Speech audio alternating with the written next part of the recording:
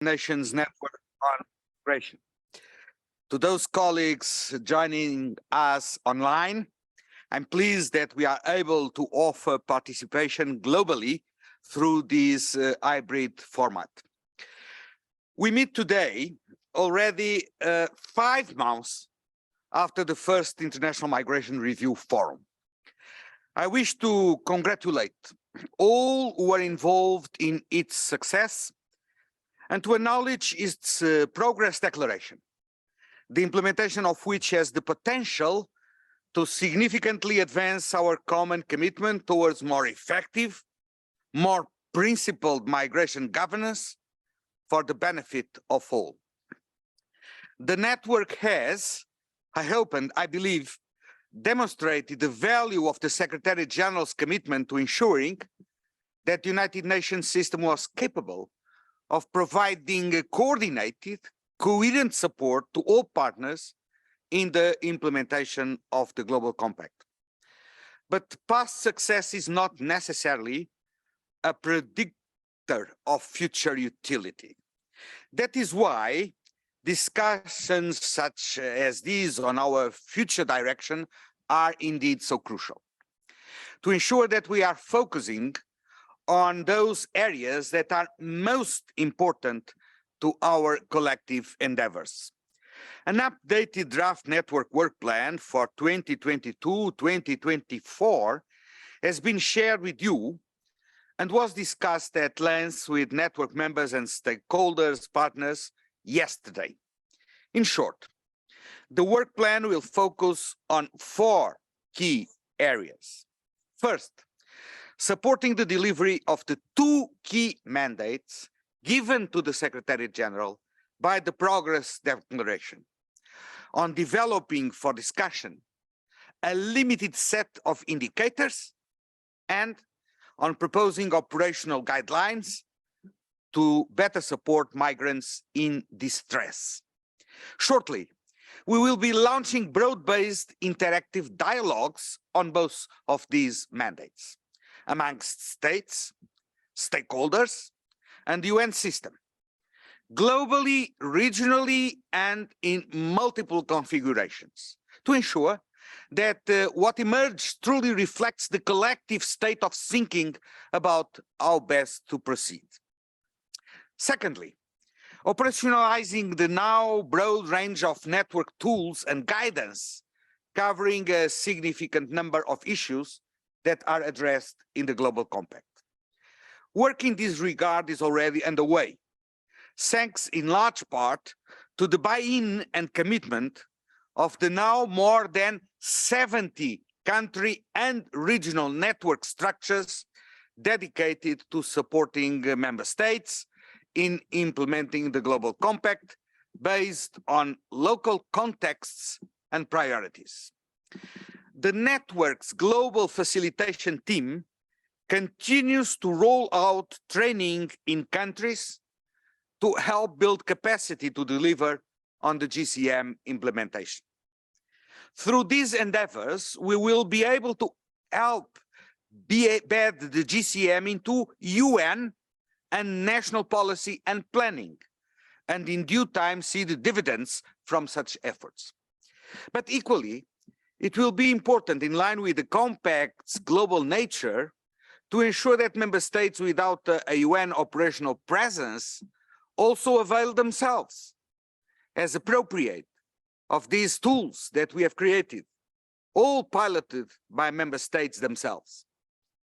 Connected to these, the network at all levels will support, where relevant, member states in realizing those pledges that they have made in the run-up to the IMRF. We hope that this initiative will not stop with the forum itself, but will rather provide a platform to inspire peers to generate a steady flow of best practices that can be replicated and from which we can all learn. Beginning soon and on a regular basis, we will be able to report on the progress made on the pledging dashboard. I look forward to your renewed engagement with this pledging initiative. Thirdly, we will continue to focus on a number of thematic priority areas where we believe that the network, by speaking with one voice and working together, can contribute in some tangible way towards delivering on the promises of the compact.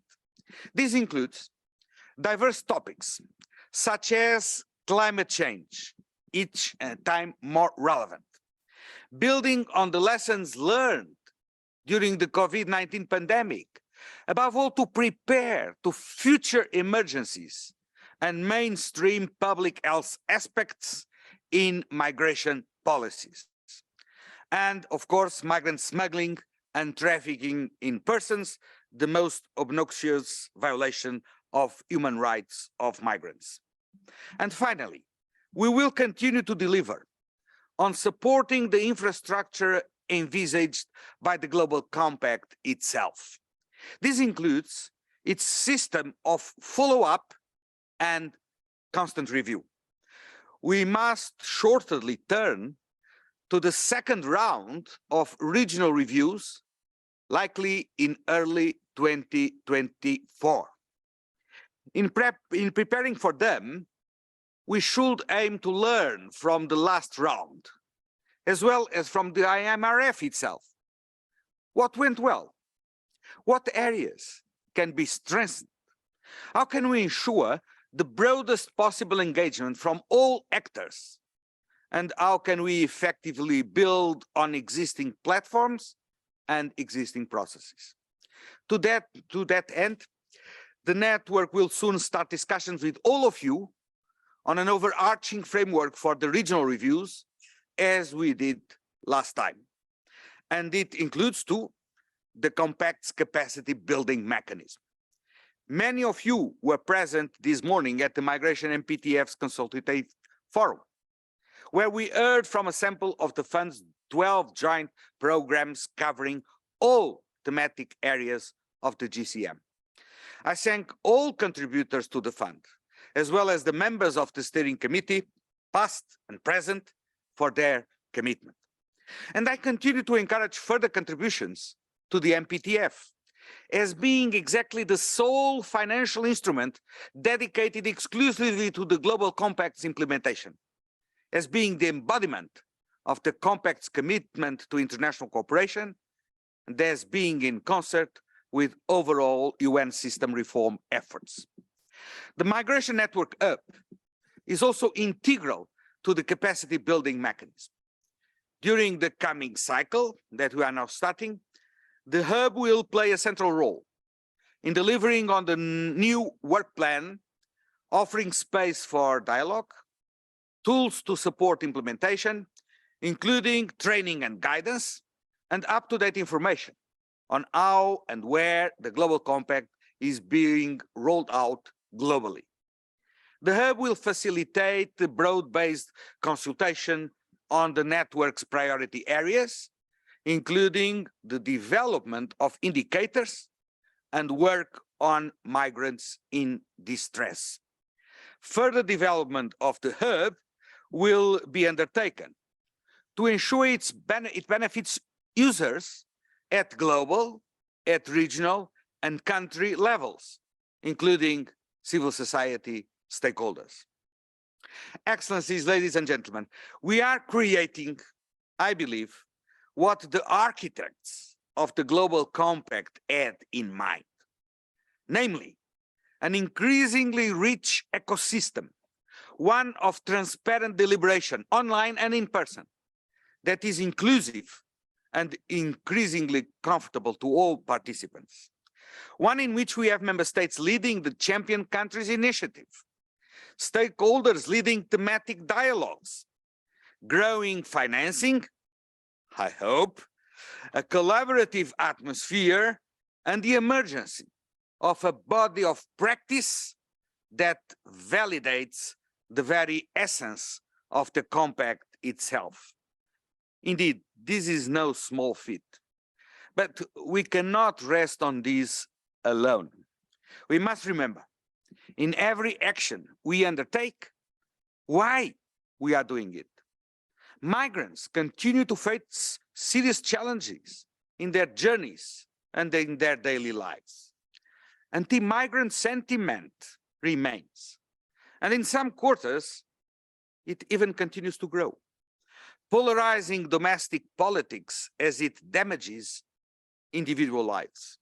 This is the reason why our actions on delivering the Global Compact need to foster an inclusive approach, one in which communities buy into its implementation and value it as a public good, and where migrants are part of the decision-making process. Our commitment to the Global Compact is only as valuable as our support to migrants themselves, ensuring that we leave no one behind. For today's session, we want to hear from you on your approaches to the Global Compact implementation and on how better the network can support you. And I want to express my thanks to the panelists for their contribution to this collective debate. What are your expectations of the network going forward, including towards next round of regional reviews in 2024? And what are the key priorities should the network undertake to provide guidance and tools to support you in your work?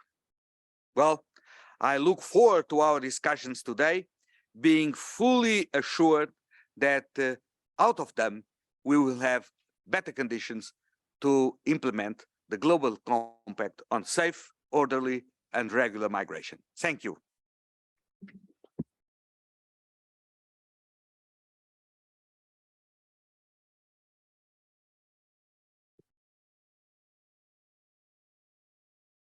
With many thanks to the coordinator for those opening remarks, I'd now like to turn to our two rapporteurs who will brief colleagues on the discussions that took place in the first day of the annual meeting, namely yesterday. And the first of those to my left is Ms. Jenna Henneberry of Wilfrid Laurier University in Canada, and also the director of the Gender Hub project. Jenna, please, the floor is yours.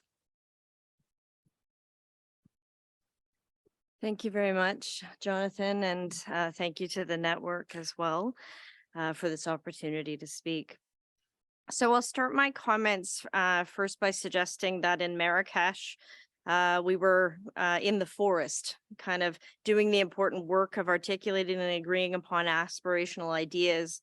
At IMRF, we were in the trees, which is sort of a culmination of years of work in solidifying the network of actors, systems, and mechanisms to manifest the GCM as more than a set of ideas. And yesterday and today, we've certainly been marching into the weeds with sleeves rolled up. We've moved from high-level ideas and priorities firmly into the domain of action. Indeed, this is the focus of the new work plan and was a key resonating message heard yesterday. The emphasis on action was echoed throughout all sessions, beginning with the opening remarks by Director General Antonio Vitorino and the coordinator of the UN Network on Migration, sparked further by and grounded by the impassioned and energetic call by Ms. Shweta from the Returnee Women Migrant Workers Group in Nepal to expand efforts towards gender responsiveness, which, as an aside, responsiveness actually implies action, responding to gendered realities of migration. It's not just a catchy phrase. The call for action on gender responsiveness was echoed throughout the day yesterday and also today. These calls are getting louder, not because of the desire just to implement the compact per se, but rather due to growing frustration with longstanding and growing situations of vulnerability rooted in inequalities that have been exacerbated by the pandemic and continued and heightened risks of exploitation, abuse, and violence, as well as risks of trafficking for women migrants. Despite their immense contributions, many as essential care workers to economies in both countries of origin and destination. Rethinking these structural inequities requires leadership and capacity building and continuing the efforts of the network to think about and to share practices around how migration governance can actually be used to rethink the way in which governance of migration may produce inequalities or reproduce inequalities. Speakers and interventions from the floor yesterday called for concrete action aimed at kind of rupturing these longstanding and widening inequalities. They also called for immediate humanitarian responses when migrant lives were at stake. Specifically, we heard from the Director of Operations and Emergencies that dire socioeconomic landscapes heightened pressure to move. And we were reminded that without regular pathways, people will continue to undertake dangerous journeys in dinghies and bravely scorching heat in the desert, often in large groups that also push the capacities of organizations to respond. Responding to pressures to move, particularly in the context of growing food and water insecurity, was raised, and we know that that those pressures will not decline. Panelists heightened the importance of seeking policy solutions, not just as temporary patchwork responses, but permanent and lasting mechanisms to respond to crisis with agility, but also to facilitate more safe and regular mobility, calibrated not just around the human rights instruments that underscore the GCM, but also around the experiences and needs of migrants themselves. There was a recognition that policies and approaches that block or truncate mobility must change. It was noted by one intervention from the floor that there needs to be an end to deterrence policies that are the antithesis of GCM's promise and people-centered approach. We need to move away from criminalization and acknowledge that smuggling exists because there's a market for it, and that smuggling begets trafficking and it blooms in precarity. We heard a continuing louder call for regular pathways as solutions that cut off such vulnerable situations before migration even begins. We heard renewed calls for coordination, materializing the whole of society approach. We also heard calls for social dialogue and more meaningful multi-stakeholder engagements in ways that do more than just tick the boxes, as Carolina Guittardo from IDC noted this morning. That include better integration of voices, inputs from migrants and their families and migrant organizations at the outset, design, implementation, and monitoring of action, resonating the call that we heard from civil society at the IMRF about nothing about us without us. So there was also a real call for linking experiences on the ground and grounding actions in that knowledge and in those realities. We heard from the FAO. We heard from Blanca Gomez from Bloque Latinoamericano, who's talking about having her son and brother be missing for 10 years. We heard from Shakrul Islam from Bangladesh talking about migrant families having to use the same water for cooking because of water scarcity. These real experiences need to be grounding the way forward. Such interventions remind us that actions must be driven and measured by the impact of their lives on the lives of migrants and their families. And in fact, the discussion around indicators that was shared by Ms. Claire Minosi from the Population Division highlighted the importance of connecting to impacts and also connecting with existing indicators of the SDGs that have already been endorsed by the General Assembly. In general, I will point out that what resonated yesterday and this morning was a kind of energy, an energy that we heard and hope and reinvigorating momentum after the IMRF to tap into what Ms. Now is called the secret power of the GCM. I think it may be a rather open secret, and I think the UN Network on Migration has really been the key to harnessing that collaborative power. But to go back to the forest analogy, I'll end with saying, I don't think we're at risk of losing sight of the forest through the trees with the ideals of leaving no one behind crystallized in the New York Declaration. I actually think we can tackle these difficult challenges in the weeds with that as a guiding through line through what's happening. What I heard yesterday was that we're right near where we need to be, in the weeds, on the ground, sleeves rolled up, working together to effect change that positively impacts the lives of migrants and their families. Thank you.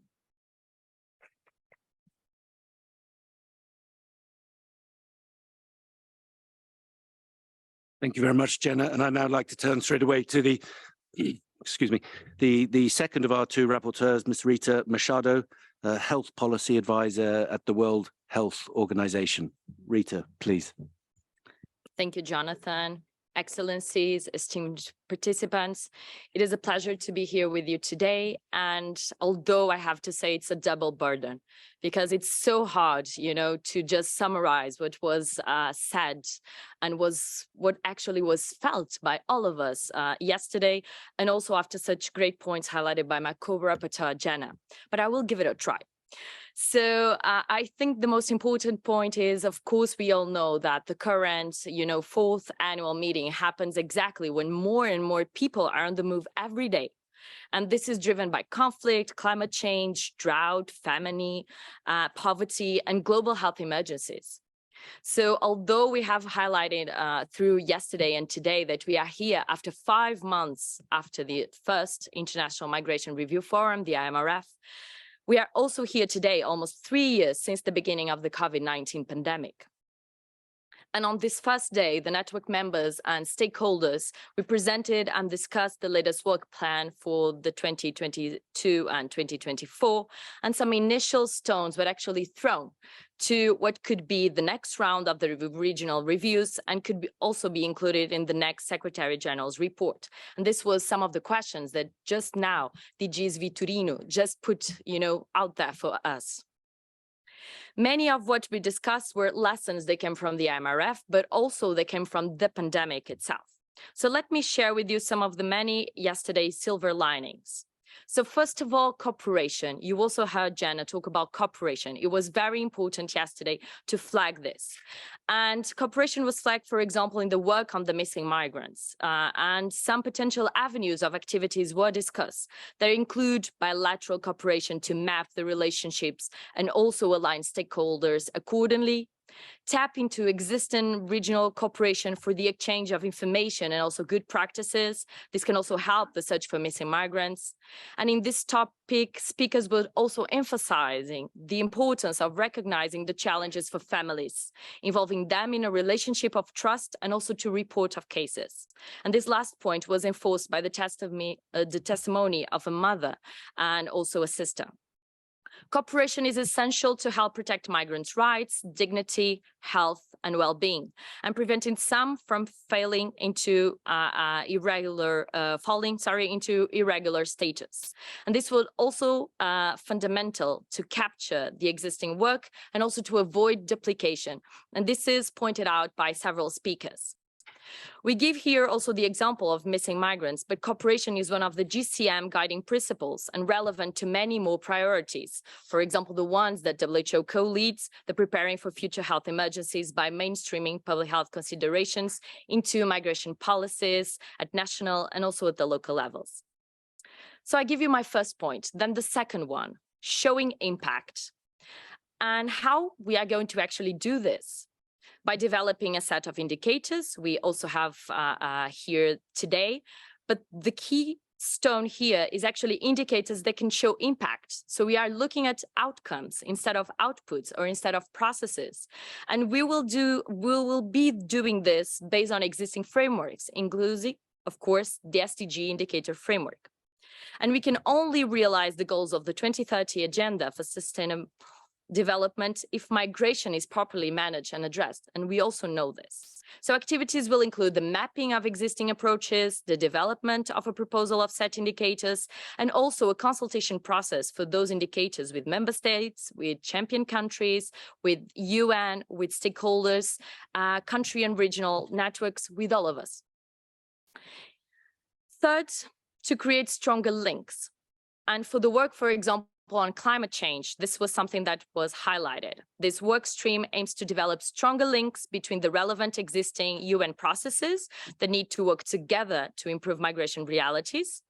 Regional mobility frameworks are key in this regard, with examples of humanitarian visas created to respond to climate change-driven movements. Shy progress has already been achieved in mainstreaming migration in climate strategies and policies at the local, national, regional, and also global levels. But work must continue to enhance regular pathways for migrants and other people on the move. Climate change affects the fundamental factors on which all health depends on: air, water, and food. That's why we need radical action to safeguard the health of the planet on which all life depends on. Fourth, elaborate on the right narratives. The thematic priority on smuggling of migrants will develop a broad network of stakeholders to elaborate the right narratives. For example, how do we work to avoid the liability of victims? It is anticipated that this will be done through providing policy guidance, facilitating information sharing, exchange of best practices, and promoting and facilitating joint initiatives against smuggling of migrants. But this is also up for us, up for you, to also decide what this be including in this network work plan and many other network work plan. Fifth, and I have to say is my last point, to commit through a whole of government and whole of society approach at all levels. This came from the lessons learned within the regional reviews and also from the COVID-19 pandemic. One of them is that civil society organization and stakeholders play a vital role in supporting the communities they represent to advance global commitments based on reliable information. They have valuable information and they are important contributors in the design, transformation, implementation, and evaluation of any project, program, plan, or policy. And this is transversal to the work of the network. This is the case of missing migrants, climate change and migration, or even in the work to protect and promote health and to foster access to essential services. Whole of society spaces have led to constructive dialogues for national level reform incentives and also international cooperation. This was highlighted in yesterday's afternoon session, in which we heard examples from Bangladesh, from Kenya, from Colombia, from UK, Latin America and the Caribbean, and also from the MENA region. When pulling forward, it was also highlighted the importance of value of diaspora and youth engagement.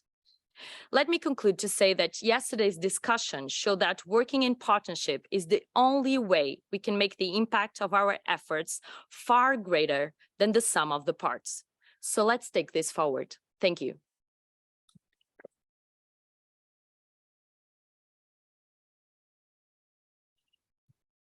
Thank you very much, Rita. And now, before we open the floor up for a broad discussion, we thought we would benefit from hearing the perspectives of two ambassadors here in Geneva, representatives of champion countries who have also in their own capacity been great allies, supporters and friends to the network, namely the ambassadors of the Philippines and of Morocco. So I would like now firstly to turn to Ambassador Evan Garcia. Please, the floor is yours. Thank you very much, Jonathan. Dear Director General Antonio Vitorino, my dear colleague, Ambassador Omar's neighbor, friends, colleagues, and excellencies, let me start by saying it is good to see so many familiar faces from many struggles in the migration narrative.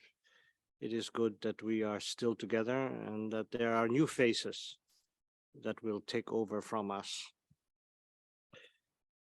So let me thank the Secretariat for organizing this annual meeting and inviting the Philippines to participate in this session. This annual meeting would probably be my last in my capacity as the Philippines Permanent Representative, and it is a privilege and honor for me to have seen the GCM progress from its infancy up to the first IMRF this year and to this present day. When member states negotiated, then adopted the GCM in Marrakesh in 2018, our DG Vitorino and Jonathan were already there. And despite differences and tensions, we were able to pull our heads together and come out with the formidable text that we have now. 2 years of consultations resulted into a GCM that envisions accelerated actions and forging stronger partnerships among a wide range of actors at all levels of governance, national, regional, and global. The GCM is our vehicle for progress on global coordination on migration, and the IMRF provides us with the extra fuel to keep it going.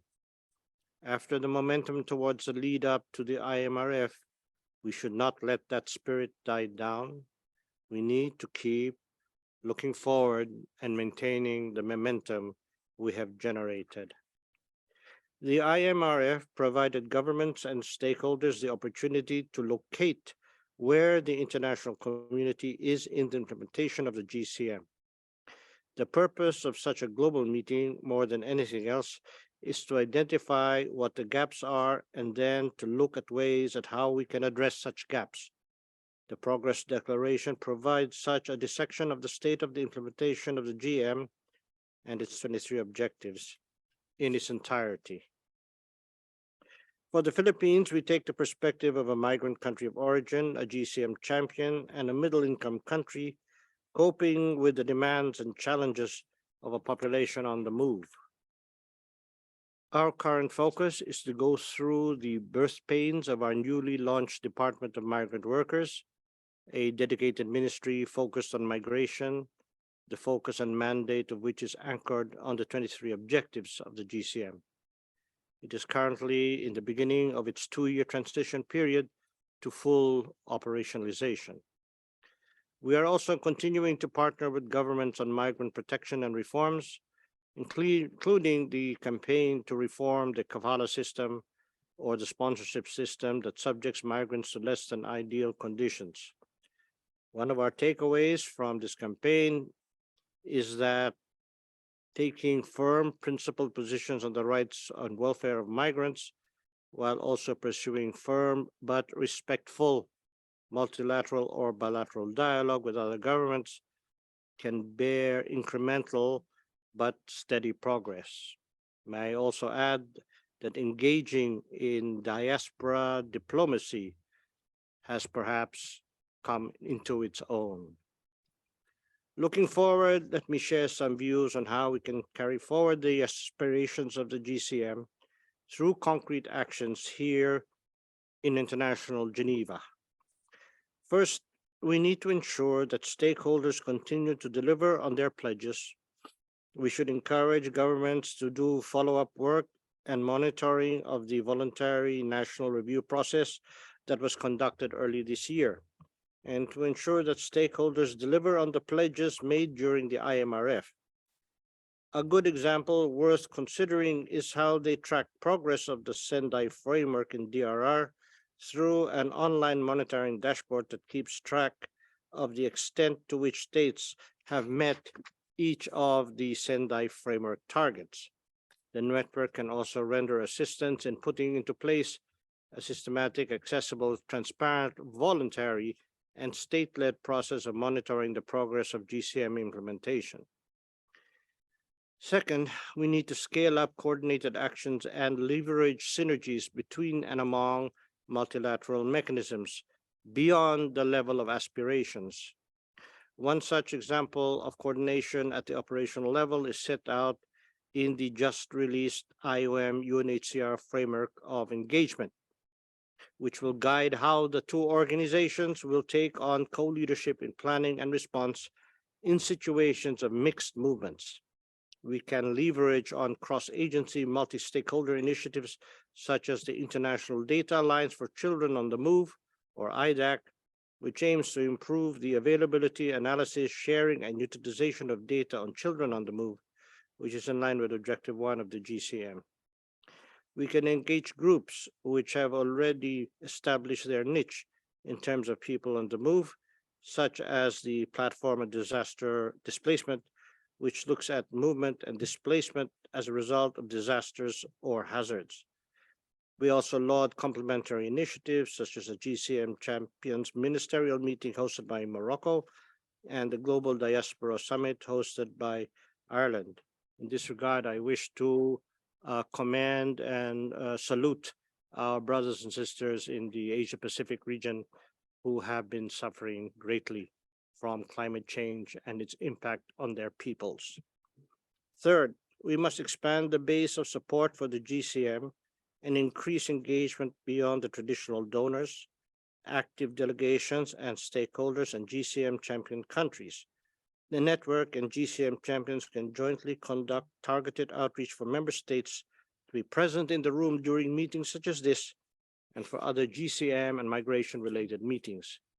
We can tap IOM regional coordinators in linking the network more closely with member states We can continue to partner with CSOs and other UN agencies.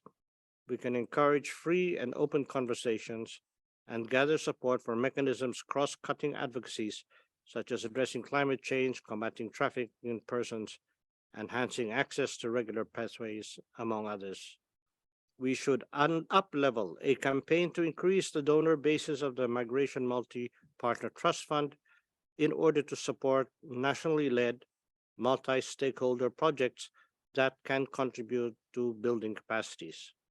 Fourth, we can leverage on what is already being done in different parts of the world through the repository of practices of the Migration Network Hub. We can better maximize this database by increasing contributions, enhancing knowledge management, promoting high-quality data, and aiming for the replication of best practices through information dissemination and information programs. Finally, we need to continue to look at migration within the context of broader, more complex global realities, including the present and possible future pandemics, climate change, growing food insecurity, and armed conflict. These global realities are drivers of migration and mixed movements. They can contribute to placing migrants in situations of vulnerability. Addressing migration also necessarily requires promotion of sustainable development. This is why processes such as the Global Forum on Migration and Development, or GFMD, can complement our work by reinforcing this unbreakable link between migration and development.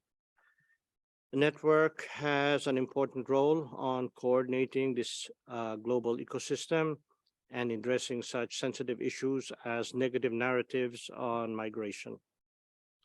But it can only be as good as how we, member states, and the broader community comprising international agencies and civil society organizations can prop up the work through providing resources and actively participating in initiatives related to the GCM.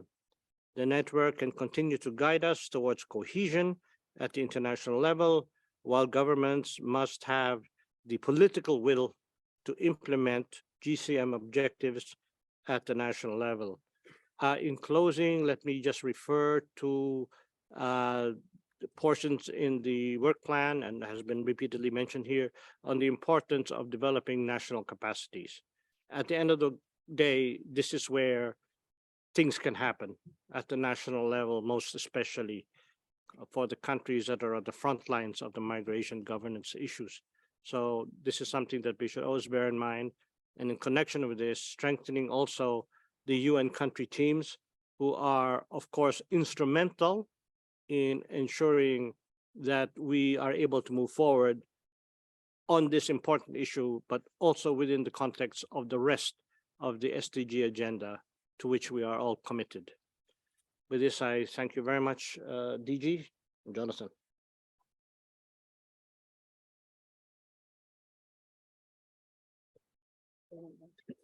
Many thanks, Ambassador, for your intervention, your suggestions, and your support. I would like now to turn to Ambassador Omar Sniba, the permanent representative of Morocco here in Geneva. Please, sir. Thank you so much, Mr. Moderator. If you allow me, I will then make my intervention in French language, given the fact that we enjoy, translation and interpretation this afternoon.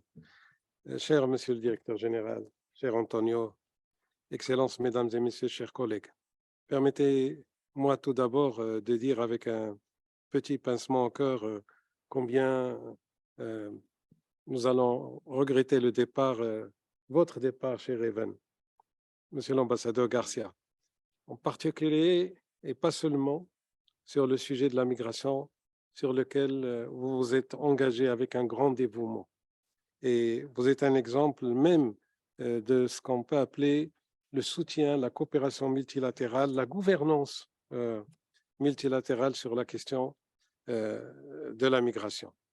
Et d'autant plus que vous représentez un pays reconnu mondialement pour sa gouvernance de la migration en tant que pays de destination, comme vous l'avez dit, en tant que pays d'origine, pardon, comme vous l'avez souligné cet après-midi. Encore une fois, c'est un grand plaisir de contribuer avec vous cet après-midi avec mesdames les rapporteurs, monsieur le directeur général et notre modérateur et vous-même à notre dialogue de cet après-midi. Cette quatrième réunion annuelle du réseau sur l'immigration est une opportunité pour remercier le réseau, d'abord pour l'organisation de cette session, à la fois centrale, car elle fixe un cap, de même qu'elle marque cette inflexion nécessaire à un engagement renouvelé en faveur du pacte. Je pense que c'est ce que nous sommes en train de discuter cet après-midi. Le Royaume du Maroc, en tant que pays ayant abrité la conférence d'adoption du pacte, nous nous réjouissons, se réjouit du rôle joué par le réseau, car ce réseau est une émanation directe et un outil de mise en œuvre pertinent depuis la mise en œuvre des stipulations, des recommandations du pacte. Depuis la signature du pacte en décembre 2018, cela a été répété encore une fois cet après-midi, le monde est rentré dans une phase intense de volatilité et de bouleversement profond, davantage accentué par un coût climatique inquiétant, une sécurité alimentaire désormais incertaine et la menace d'une récession économique globale, comme nous le voyons se préciser malheureusement de jour en jour. Mais heureusement, nous avons, monsieur le directeur général, un cadre de coopération et de compréhension mutuelle fondé sur les 23 objectifs qui existent dans le pacte. De la même manière, cela a été encore une fois souligné depuis ce matin, des points guident cette action commune. Le rapport du secrétaire général de l'ONU en date de 27 décembre de l'année dernière, ainsi que les conclusions du premier forum international pour l'examen des migrations, ont permis d'identifier les défis et les recommandations en vue d'une gestion responsable et solidaire de la question migratoire, comme nous comprenons nos engagements vis-à-vis du pacte. Nous nous joignons, en tant que Royaume du Maroc, au secrétaire général pour garantir une avancée notable sur les 4 chantiers prioritaires, les 4 chantiers qui nous semblent être prioritaires. La promotion de sociétés inclusives et l'inclusion des migrants dans la réponse et le relèvement face à la COVID-19. Et nous sommes tous cet après-midi encore une fois amenés à reconnaître ce que l'OIM a fait dans ce domaine et qui mérite nos hommages et notre respect. Le deuxième objectif, c'est la promotion d'une migration sûre et régulière. Cela a été dit, tel que ça a émané des contributions qui ont fait, mesdames les rapporteurs, cet après-midi. Cela a été l'objet de vos débats déjà dès hier. Le troisième objectif, c'est la prévention des pertes humaines et d'autres tragédies pendant la migration. Vous l'avez bien souligné, monsieur le directeur général, ce matin. Même si vous disiez vos commentaires portant sur le fond, que cette question n'était pas liée directement au fond, mais que les programmes initiés par le fond doivent également prendre en considération ce sujet fondamental, parce qu'il s'agit d'un sujet humanitaire et qui concerne la dignité humaine, comme cela a été relevé cet après-midi lorsqu'il s'agit de la gestion de la migration. Et il faut toujours avoir à l'esprit qu'il s'agit aussi de traiter de la dignité humaine. Et enfin, cher Evan, vous avez aussi dans votre contribution, dans vos réflexions de cet après-midi, insisté énormément sur le renforcement des capacités. À cet égard, je voudrais juste modestement dire que le Royaume du Maroc a un programme, et je vois ici Madame la représentante du Haut-Commissariat aux droits de l'homme. Le Maroc a un programme avec le Haut-Commissariat en matière de formation des autorités de sécurité chargées de la gestion migratoire aux frontières. C'est un programme très prometteur qui est déjà en place depuis maintenant quelques années et que le Maroc est en train de promouvoir en vue d'échanges avec d'autres pays qui seraient intéressés par l'efficacité que l'on peut obtenir dans la gestion de la migration aux frontières à travers ces programmes. Dès lors, nous nous réjouissons de la centralité accordée à la question migratoire sur la scène internationale. En particulier, mon pays se félicite de la multiplication des rapports volontaires soumis en réponse aux examens régionaux. Près de la moitié des États membres, je n'insisterai pas, des Nations Unies se sont soumis à ces examens. Parallèlement, le réseau mondial est désormais fort de 51 réseaux nationaux, d'après les propres statistiques dont nous disposons, et également parmi lesquels 14 dans les pays champions. chers collègues, Excellences, Mesdames et Messieurs, conscient de ses devoirs, le Royaume du Maroc investit d'une triple responsabilité, a joué une part importante dans la mise en œuvre des objectifs contenus dans le GCM. En tant que pays hôte du pacte, en tant que pays champion et enfin organisateur de 2 consultations régionales africaines et arabes.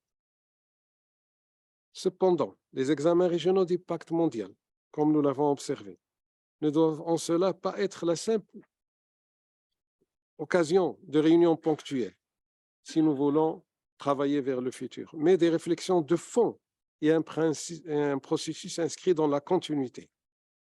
Parce que l'empirisme a prouvé qu'une mise en œuvre complète et efficace du pacte ne peut se départir d'une mise en œuvre régionale également, et pas uniquement globale.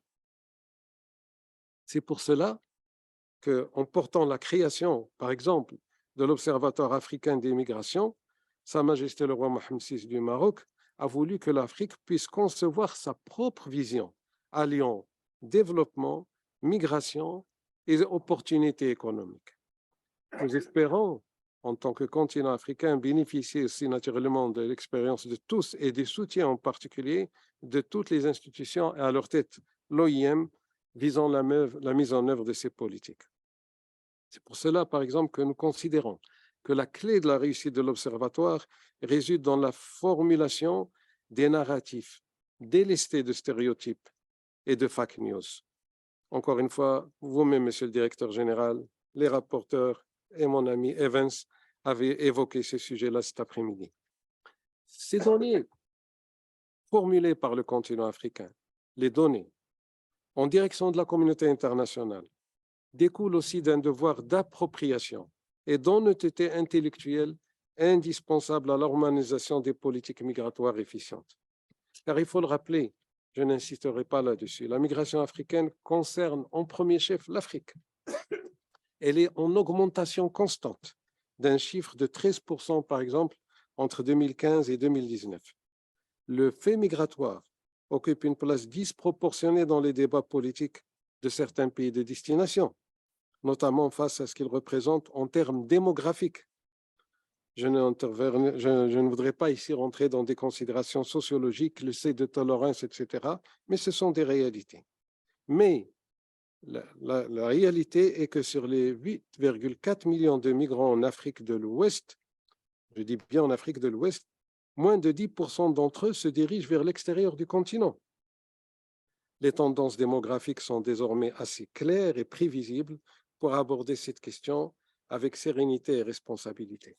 Monsieur le Directeur général, nous considérons que les tendances démographiques que je viens de citer sont plutôt arrêtées pour la génération à venir. On ne peut pas anticiper une date très lointaine, mais il faut qu'on se mette d'accord sur le fait pour travailler sur ces tendances démographiques et voir quel pourrait être leur impact sur les flux migratoires. Comme cela, si c'est bien géré, nous pourrions le faire d'une manière, j'allais dire, coopérative, consensuelle, si on laisse cela se découler sans que nous travaillions ensemble avec les outils, en particulier le réseau et les autres, nous risquons d'être face à des défis très importants dans le futur.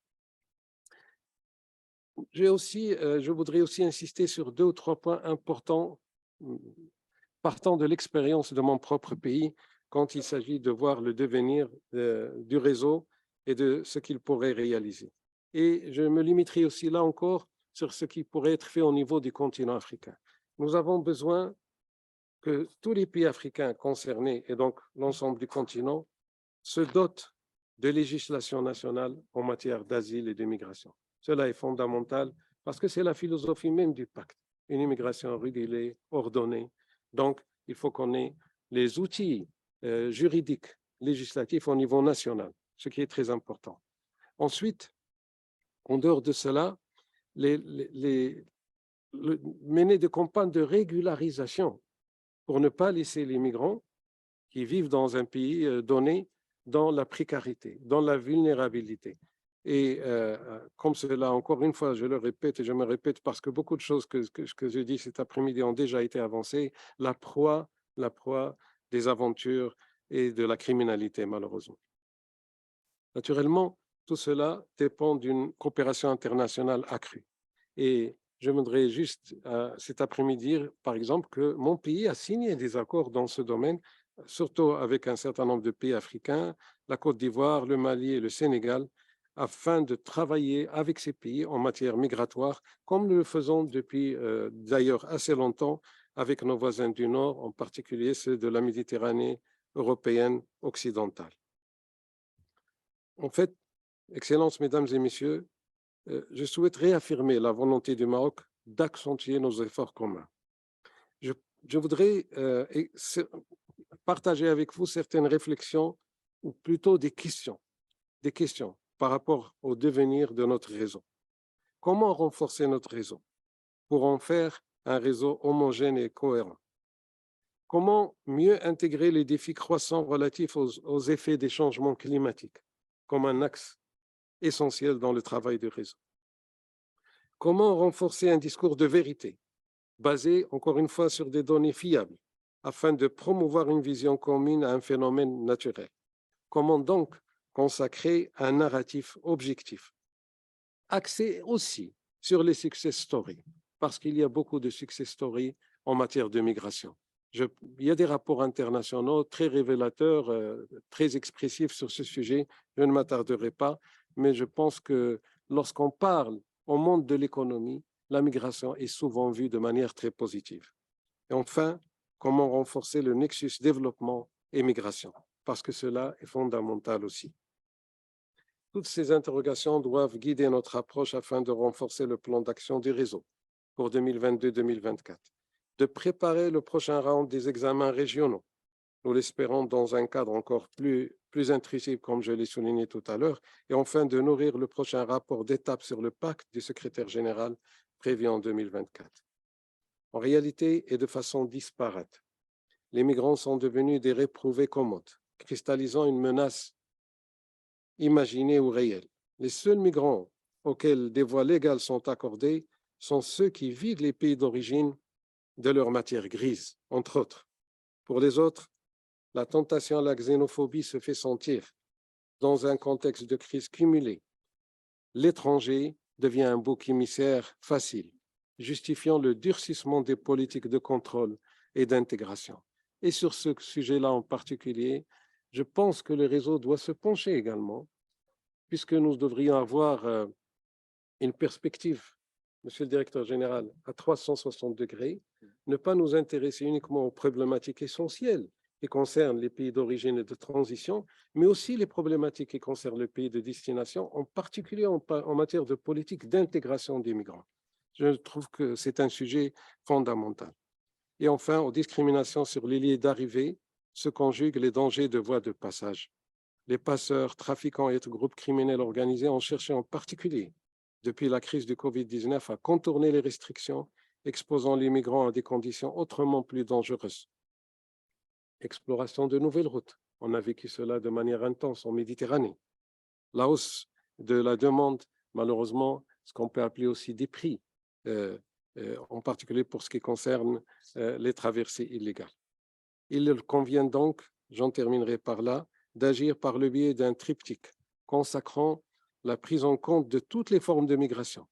Ça aussi, Monsieur le Directeur général, ça me semble être important d'anticiper dans le travail du réseau.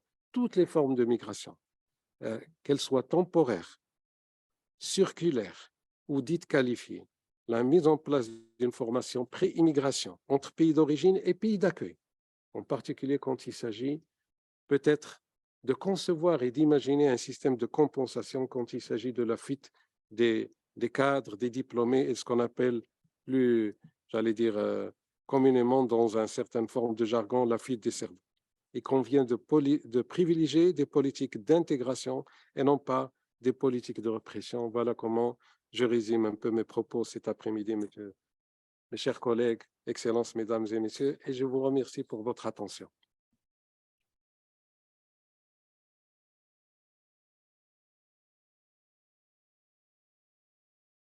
Thank you very much, Ambassador, for those insights, comments and suggestions, gratefully received.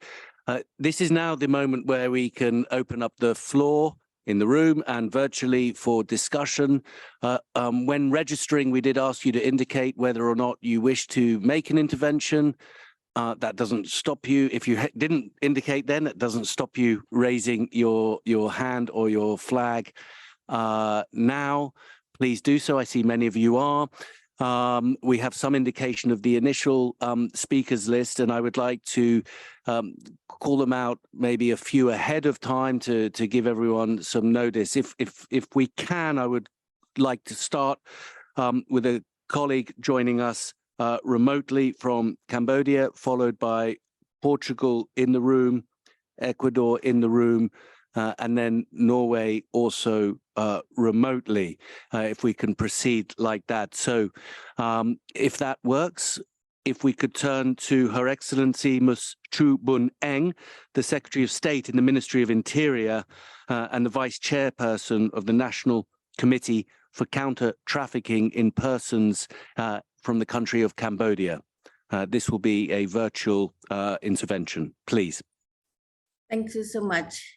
Excellency Antonio Vitorino, Director General, GCM, Coordinator of the UN Migration Network, delegates from member states, distinguished guests, ladies and gentlemen.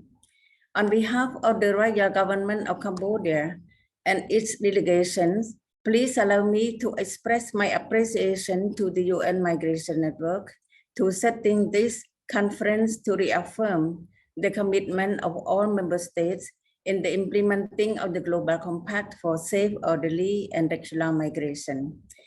Cambodia developed the National Implementation Plan, NIP, for the period of January 2023 to December 2025 for GCM implementation, using a whole of government approach, ensuring that key ministries and general departments had ample opportunity to provide input and contribute to the process. Following the participatory approach with 22 ministries, the document was finalized in February 2022. With the support of the UN Migration Network, the next step will be to develop and to finalize the action plan in line with the OGC's pledge to promote safe and regular migration. The action plan will serve as an extension of the NIP, complete with budgetary detail and individual ministry sub-action. Implementation will be gender responsive and right-based. To promote whole of society approach, the implementation of the action plan will be led by the government to support and supported by workers' organizations, employer organizations, civil societies, and the United Nations. Migrant workers, women, and youth shall be engaged in the implementation as well as review where at all possible. One of the GCM objectives prioritized by Cambodia is Objective 1 because the government considers the adequate data related to migration very important to create evidence-based strategy and measure to respond to the concern and needs of migrants, to protect their rights and overcome risk and all type of exploitation and crime against them. However, gathering of fully comprehensive, accurate, and adequate data remain a challenge for the government. And better data is needed to continue to develop effective and evidence-based policies to address issues affected both migrants going through the regular and irregular channels, and will help the government to achieve the safe, orderly, and regular migration process, and to help migrants' children who were born overseas can access to legal identity status. Cambodia remains committed to international and regional cooperation, which is instrumental in achieving the GCM Objective 23, which is linked with the Objective 11 to strengthen border management. Considering the recent trafficking trend around the world and in Cambodia during and after combating COVID-19 pandemic period, A developing issue related to transnational crime network in the region, affecting serious human security of migrants in many countries. We count on the support from the regional network to member states in the region in addressing these concerning development situations. Cambodia, as a member of the Champion Country Initiative, stands ready to take a leading role in this regional dialogue and share lessons learned from our own experiences. The royal government of Cambodia remains committed to strengthen national effort to include migrant workers in the national healthcare coverage and address the specific vulnerability they face. In February 2021, the migrant health policy was adopted by the Ministry of Health. Cambodia is applying a whole of government approach to operationalize the 10-year National Strategic Plan of Action and in the final review. With the step, we hope the implementation of the GCM in Cambodia will be accelerated and the country will achieve universal health coverage to the benefit of all vulnerable population in the country. We expect that the National Strategic Plan of Action for Migrants' Health will be finalized and endorsed by the Ministry of Health by November 2022. Subsequently, we plan for technical working group to be formed at subnational level to roll out the action plan implementation. To ensure that the children on the move and migrants' children are also well protected, the royal government of Cambodia remain committed to improving the legal and policy framework to ensure that children affected by migration enjoy the same rights of all children, including the rights to legal identity. Particularly, Cambodia will work with neighboring countries in the region through cross-border dialogue to ensure that law to protocol across country adopt similar human rights principles, so to ensure the same standard of protection across different countries. I thank you, Excellencies and Chair.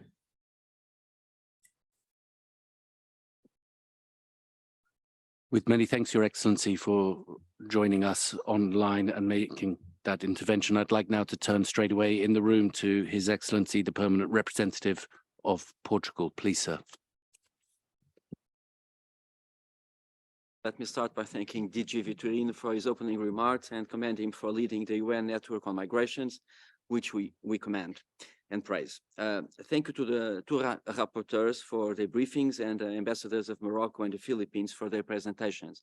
The Evans, I think, we're still a little bit in denial on whether we're going to lose your insights. And cher Omar, comme toujours, votre intervention a été plein de pistes à explorer. Merci beaucoup. Chair, we also thank you for the draft work plan for 2022-2024 and for the work and ideas put forward. The IMRF marked with success the completion of the first cycle of GCM implementation. Now it's time to look at the future. From our point of view, the new and the ongoing priorities highlighted in the work plan match the mandates provided both by the GCM and by the IMRF Progress Declaration. Portugal actively contributed to both.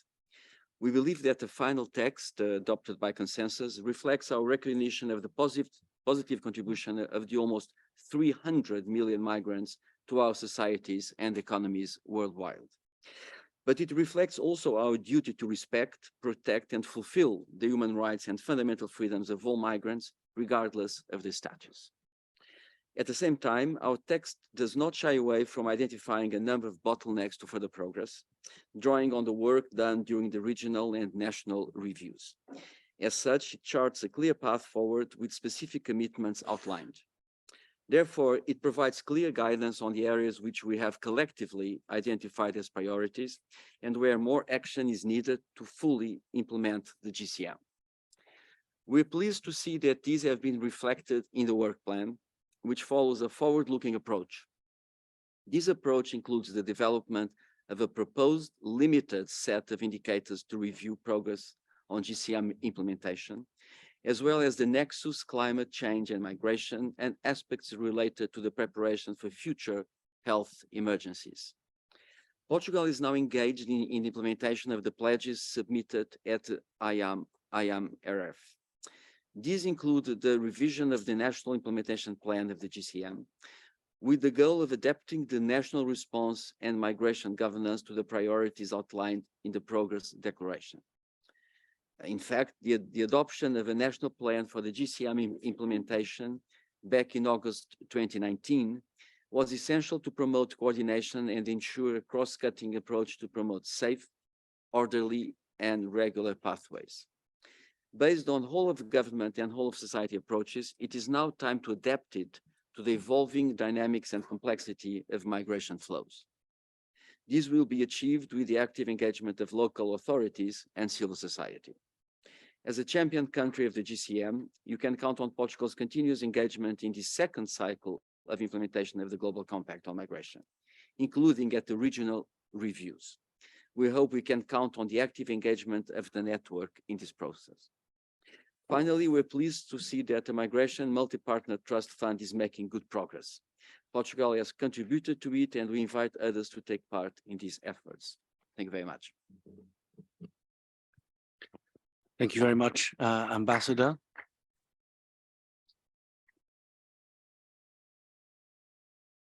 I will now give the floor to the Deputy Permanent Representative of Ecuador here in Geneva. But before I do, if I could just flag that after him, I will be calling on in the following order, the representatives of Bangladesh, Mexico, the European Union, and Honduras.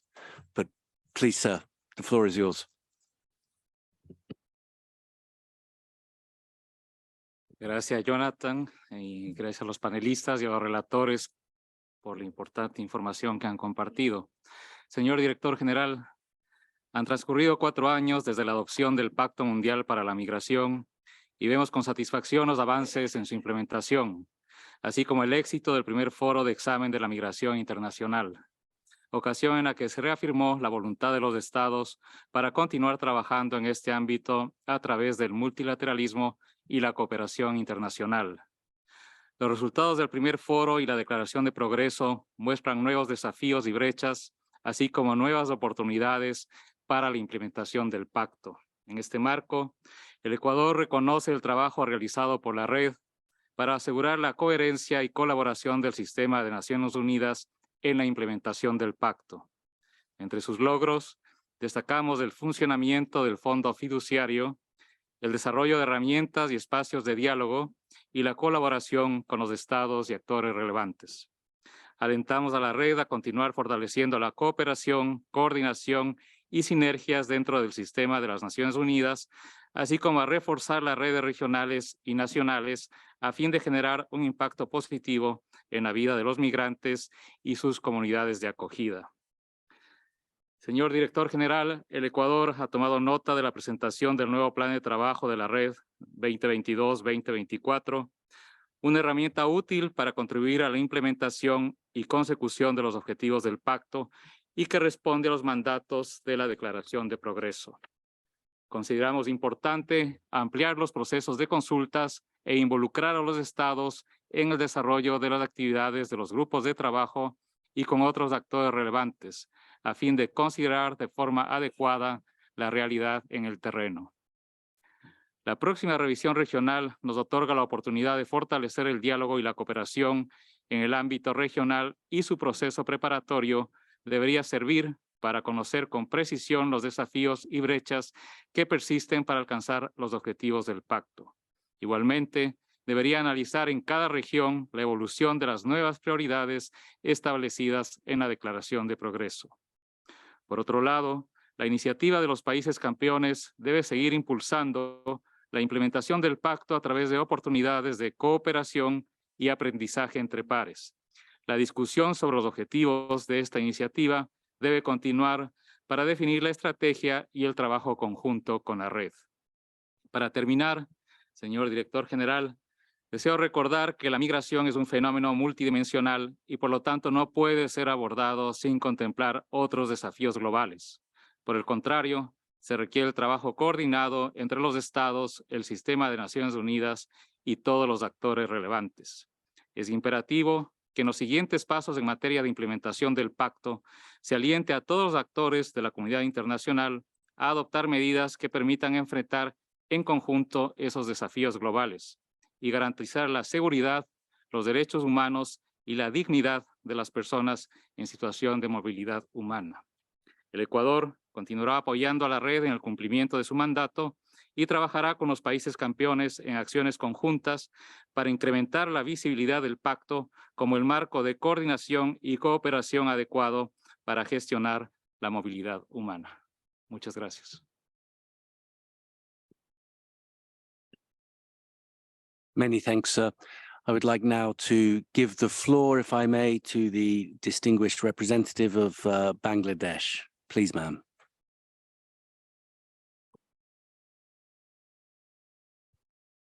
Thank you, Mr. Moderator, for giving me the floor. Excellencies, distinguished delegates, good afternoon. At the outset, I would like to thank the UN Network on Migration for organizing this annual meeting. I also thank DG IOM for his very insightful deliberations. At the same time, I would like to express our appreciation for all the panelists.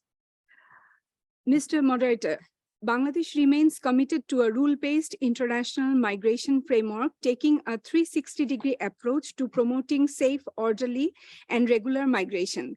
As pledged in the IMRF, recently we launched a Migration Compact Task Force to facilitate the implementation, follow-up, and review of the Global Compact for Migration. We believe that the UN Network on Migration has a pivotal role to play in the implementation of the GCM. To support the network's efforts, Bangladesh has already made a modest contribution to the Multi-Partner Trust Fund, MMPTF. We are pleased to see that a joint program is under pipeline to address the medium to long-term reintegration needs and strengthening social protection support mechanisms for the social inclusion of Bangladeshi migrants. We hope that this program will be implemented soon by the MMPTF. Mr. Chair, my delegation wants to highlight the existential crisis for people and the planet created by climate change. It directly or indirectly jeopardizes the lives and livelihood of climate vulnerable communities, causing widespread displacement and migration within and across the borders. It is also estimated that approximately 143 million people would be internal climate migrants by 2050. Among these, 40 million alone would be in South Asia, and 1/3 of this would be in Bangladesh. Hence, it is important to look into the interconnectedness of climate change and migration and displacement. The network needs to look for innovative solutions to address the vulnerabilities of the environmental migrants and displaced people. Mr. Chair, we have witnessed the serious vulnerability of migrants during the pandemic. This has reminded us of the necessity of rights-based migration governance through a whole of society approach. We feel that despite some global initiatives in recent years, there are significant gaps in the governance of labor migration. One key element of these gaps are lack of cooperation between sending and destination countries, mostly when comes the question of private sector cooperation. Second, it's a matter of great concern to us, particularly with regard to labor migration, that there is a serious lack of sufficient legal framework in the destination countries to protect the rights of migrants, including their lives, livelihoods, and health. We believe the network would work a lot in particular with the destination countries to promote migrants' protection. I think a constant civil society drive is also important in this regard. Third important aspect is the nature of the future work, which has also been more challenging in the current context. First and foremost, we cannot deny the significant role of all migrants skilled, semi-skilled, and unskilled in the sustainable development. I would specifically mention two things. One is skilling migrants already in employment to be prepared for future work. Second, to support the sending countries' initiatives to skill the potential migrants to meet the future demand.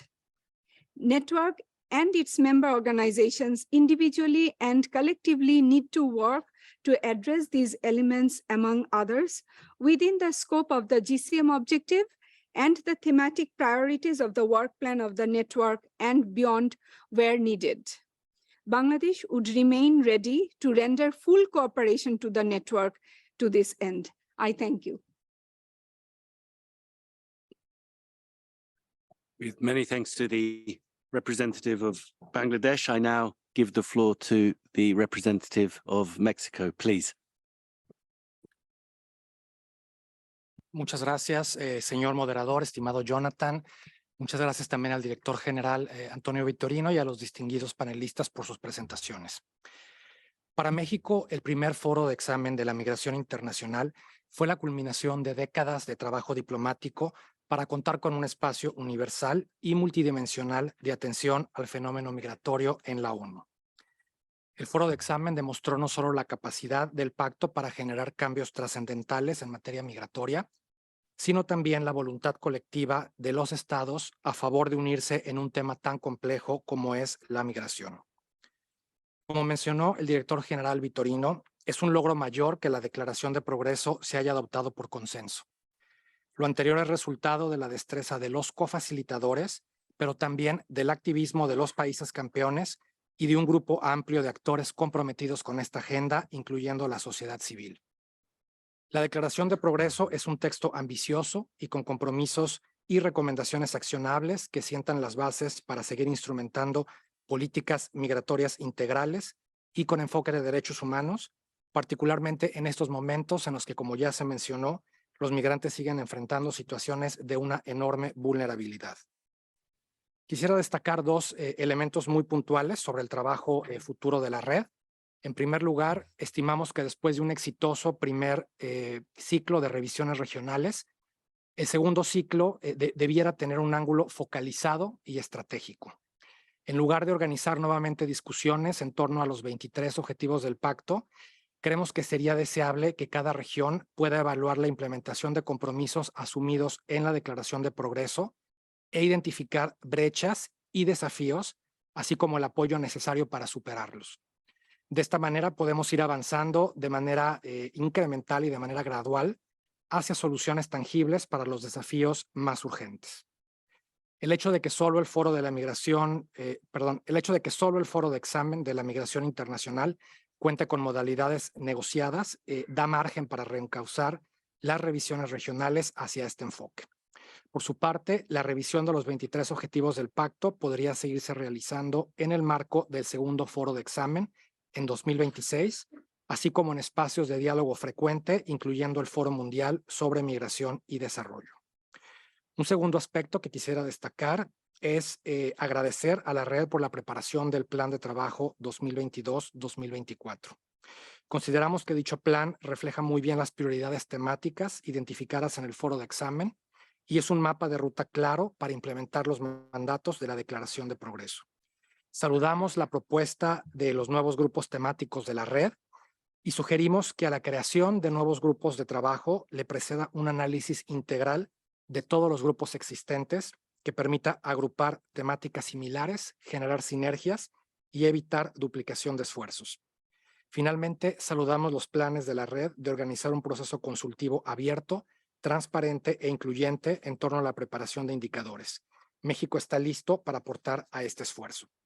En suma, solo quisiera mencionar que son muchos e importantes los avances de implementación del pacto, sin embargo, aún queda trabajo por delante. Y en esta tarea será fundamental seguir contando con el apoyo y acompañamiento de la red de migración. Gracias.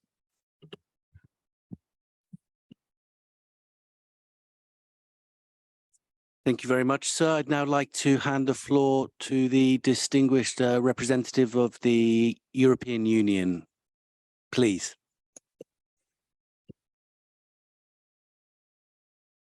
Dear Chair, Jonathan, thank you for the floor. I'm speaking on behalf of EU institutions. Thank you very much for today's fourth annual meeting and the important exchanges we've had this morning and afternoon. Many thanks to DG Vitorino and other panelists for informative interventions. Congratulations once more on the entire IMRF process. The preparatory process and the interesting discussions that you convened contributed to building the right momentum with all stakeholders and played a great role in shaping the outcome of a consensually adopted progress declaration. The EU institutions remain fully engaged in the process. The United Nations Network on Migration can count on our continued engagement, and we look forward to the implementation of the recommendations of the Progress Declaration. The EU supports partner countries to implement the Global Compact on Migration and its objectives, as well as SDGs linked to these topics. The GCM calls, among others, for the establishment of a capacity building mechanism to support the efforts of United Nations member states to achieve migration governance, which is in line with international standards. In this framework, the EU is funding the project EU-UN Partnership for Migration Capacity Building. It aims to support countries to improve their migration policies and to develop and implement national migration action plans that are in line with those policies. Regarding the various elements in the forward-looking part of the declaration, we would be interested to hear about the thinking regarding a few topics. The first is linked to the reviews by regions, processes, and dialogues. As was already referred to in some of the previous interventions, we are just interested what to expect and whether the practice will continue as before, or if we should be expecting some changes. The second question is about indicators, and here we had already some indications from Ms. La Machado, who has actually put emphasis on or focus on outcomes, which is important to pass from processes and outputs to outcomes.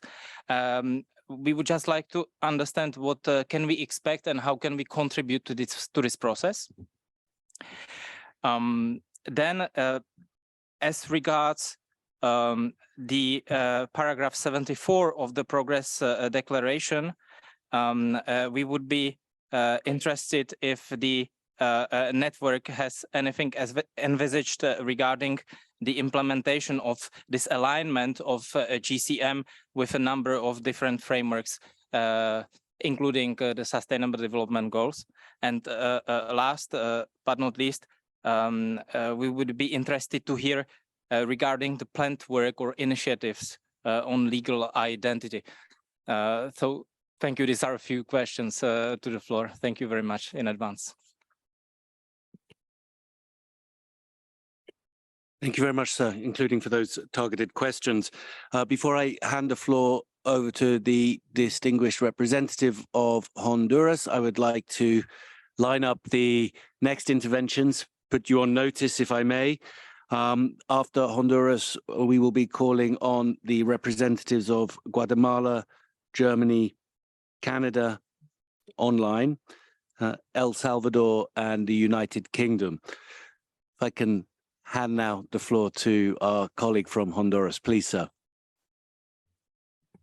Gracias, señor Prentice.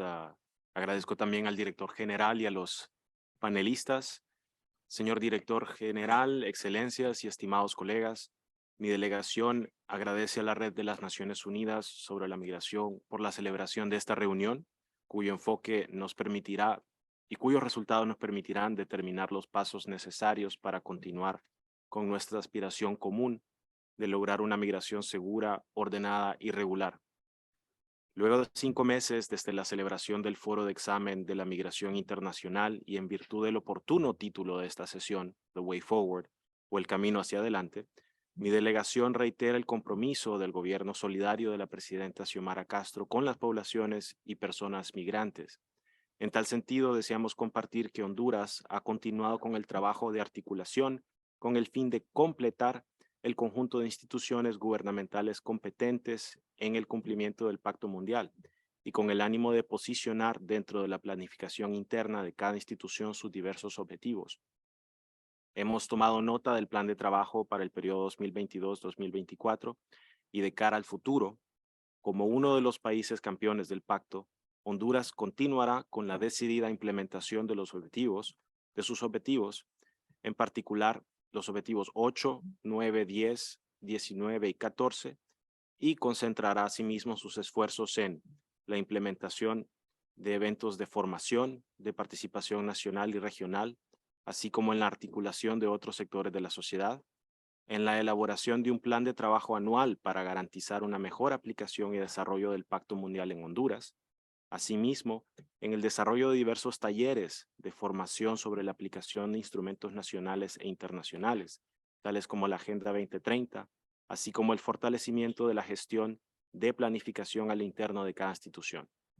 De igual manera, Honduras buscará integrar de forma más coordinada con las organizaciones de la sociedad civil y demás sectores sociales relacionados con la migración y continuará brindando acompañamiento en las distintas acciones que se realizan en el país para documentar las mismas y tener los insumos necesarios para presentar un informe como país. Señor Director General, Excelencias, colegas, una efectiva implementación del pacto requiere un enfoque pansocial, pangubernamental, con la estrecha colaboración de todas las partes. Es por ello que resaltamos el lanzamiento de la Red de las Naciones Unidas sobre la Migración en Honduras, que busca un apoyo eficaz, oportuno y coordinado en colaboración con la Organización Internacional para las Migraciones como coordinación y secretaría.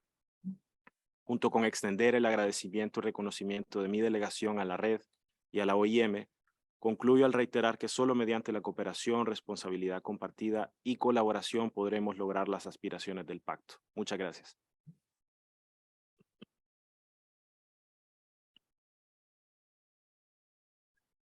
Thank you very much, sir. Would now like to call on the distinguished representative of Guatemala. Please, ma'am. Gracias, Jonathan. Señor Director General, panelistas. Guatemala agradece la organización de esta reunión y la presentación de esta sesión. Guatemala reconoce el apoyo brindado por la Red de las Naciones Unidas sobre Migración en la implementación del Pacto Mundial para la Migración Segura, Ordenada y Regular. Es de primordial importancia para el gobierno de Guatemala el tema migratorio, por lo que estamos comprometidos a realizar nuestro mejor esfuerzo por mejorar la vida de las personas migrantes y sus familias. Desde nuestra experiencia socioeconómica, cultural y política, la migración internacional ha estado siempre presente en la dinámica de nuestro país, por lo cual le hemos asignado gran importancia al tema migratorio, siendo uno de los ejes prioritarios de la política exterior de Guatemala.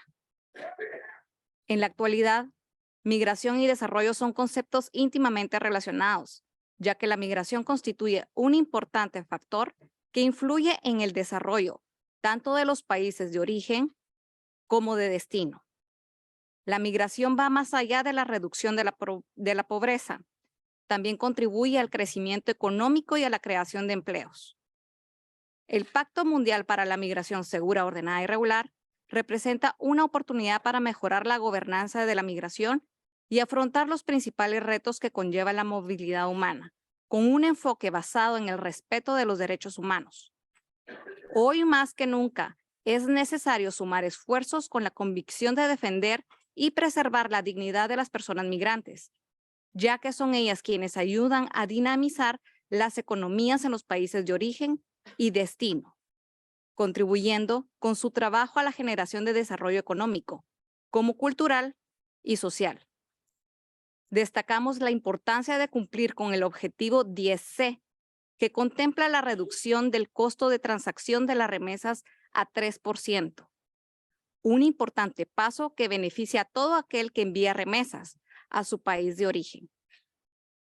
Con el propósito de dar seguimiento a este compromiso asumido, Guatemala recientemente presentó su informe voluntario de país, cuya finalidad es dar a conocer los avances en el cumplimiento de los objetivos del Pacto Mundial para la Migración por parte de la institucionalidad del Estado de Guatemala, tomando en consideración que durante los últimos años se han realizado esfuerzos con el fin de promover una migración segura, ordenada y regular.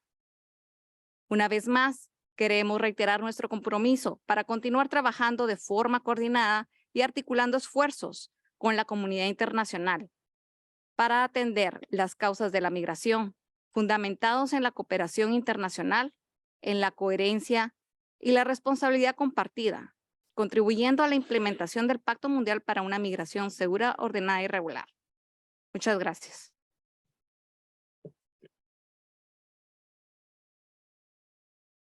Indeed, thank you very much to you for your comments. I would like now to give the floor, please, to the distinguished representative of Germany. Please, sir.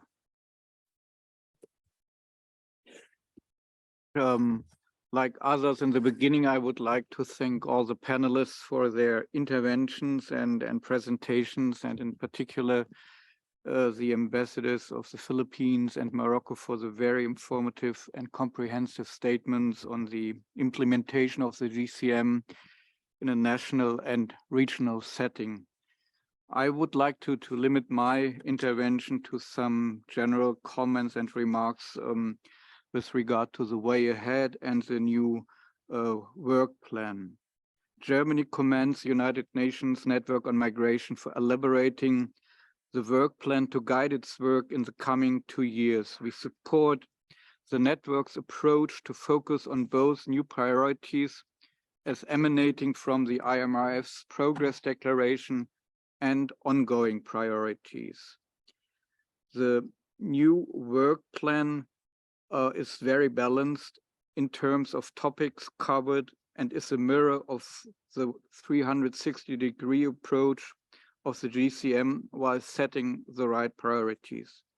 We support the suggested focus on the development on indicators and on missing migrants. We also welcome some of the new suggested work stream, such as smuggling of migrants and continuation of or reconfiguration of existing working groups, such as on return, readmission, and reintegration, climate change, the GCM and the Paris Agreement, and enhancing the application of anti-discrimination dimensions. Overall, we remain committed to contributing to GCM implementation, ensuring a whole of government and a whole of society approach. To be effective and sustainable, GCM implementation must necessarily involve all relevant stakeholders, including governments, civil society, and other non-state actors. Thank you very much. Thank you very much, sir. I would now like to go to one of our online participants and call on the distinguished representative of Canada. Please, sir. Thank you, Jonathan. Excellencies, dear colleagues and participants, it is a pleasure to participate in today's annual meeting. In Canada, we often start our meetings by recognizing the traditional territory of Indigenous people. This is a small but essential step towards reconciliation. So I would therefore like to start today by acknowledging that I am virtually joining this meeting from Ottawa, which is the traditional and unceded territory of the Algonquin and Anishinaabe Nation.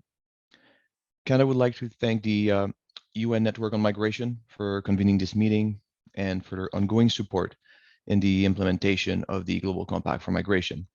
We were pleased to participate in the successful International Migration Review Forum, which provided momentum for states and stakeholders to strengthen international cooperation.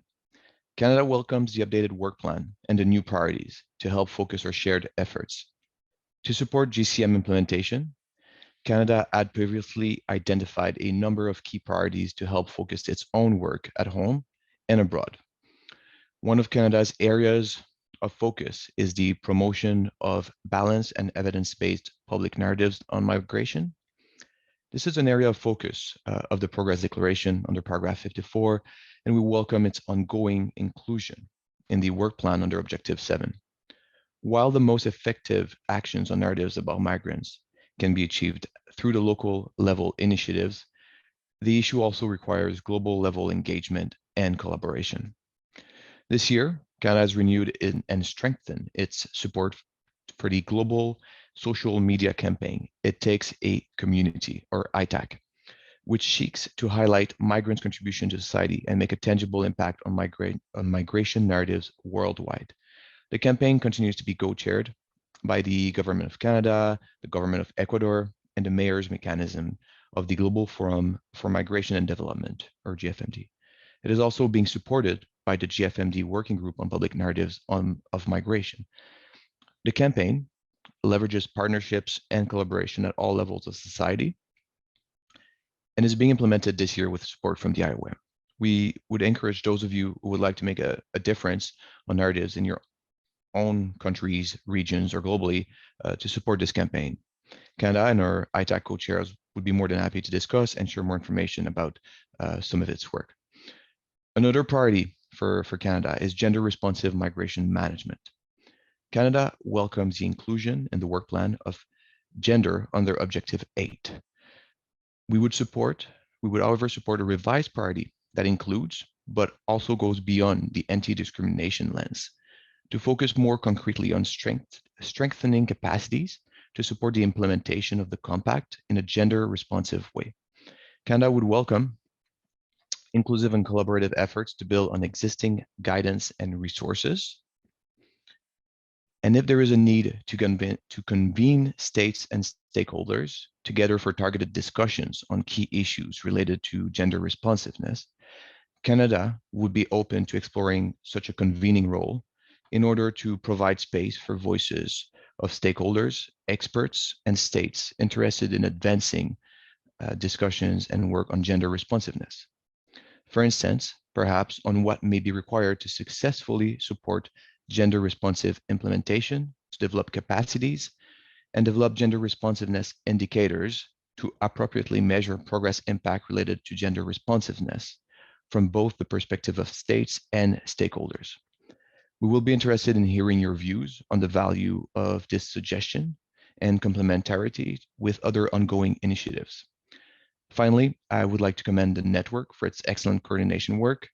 As we move forward, we continue to see the network as having a key role to coordinate efforts in support of GCM implementation, and also to encourage opportunities for collaboration between states, stakeholders, and especially in the lead up to regional and global reviews. Thank you.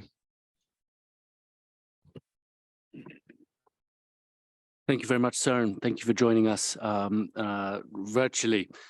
I will now give the floor to the distinguished representative of El Salvador. Please, sir.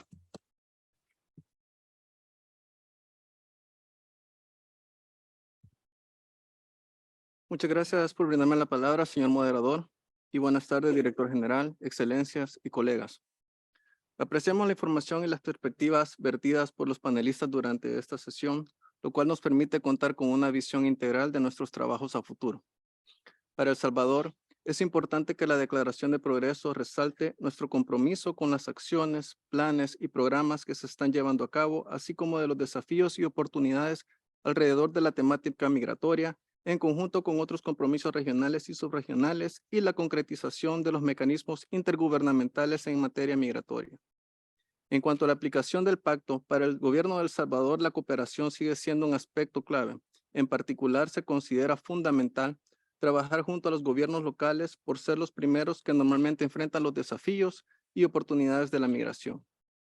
Mi país tiene altas expectativas a futuro respecto al trabajo conjunto con la red, al considerarlo un mecanismo esencial para la implementación y respectivo seguimiento del pacto, para lo cual el fortalecimiento de capacidades y el acceso a apoyo financiero y técnico se vuelve sumamente esencial para los procesos de monitoreo de su aplicación, el constante seguimiento a la reducción de brechas y desafíos y la identificación de prácticas y acciones efectivas para la consecución de sus objetivos.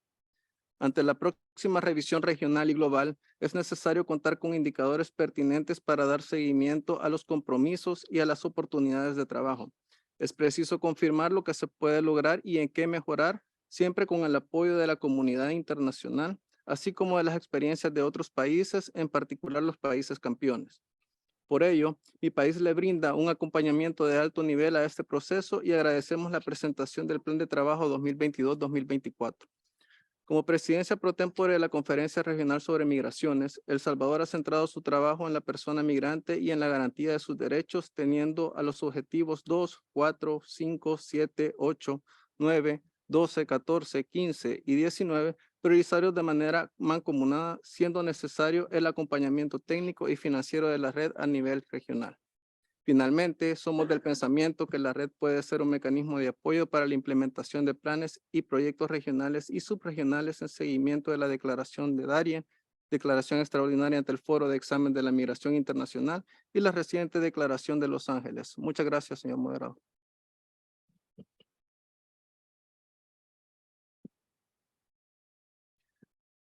Thank you very much, sir. Before giving the floor to the distinguished representative of the United Kingdom, I would just like to flag that as of now, I think that brings to an end, that can change, interventions from member states.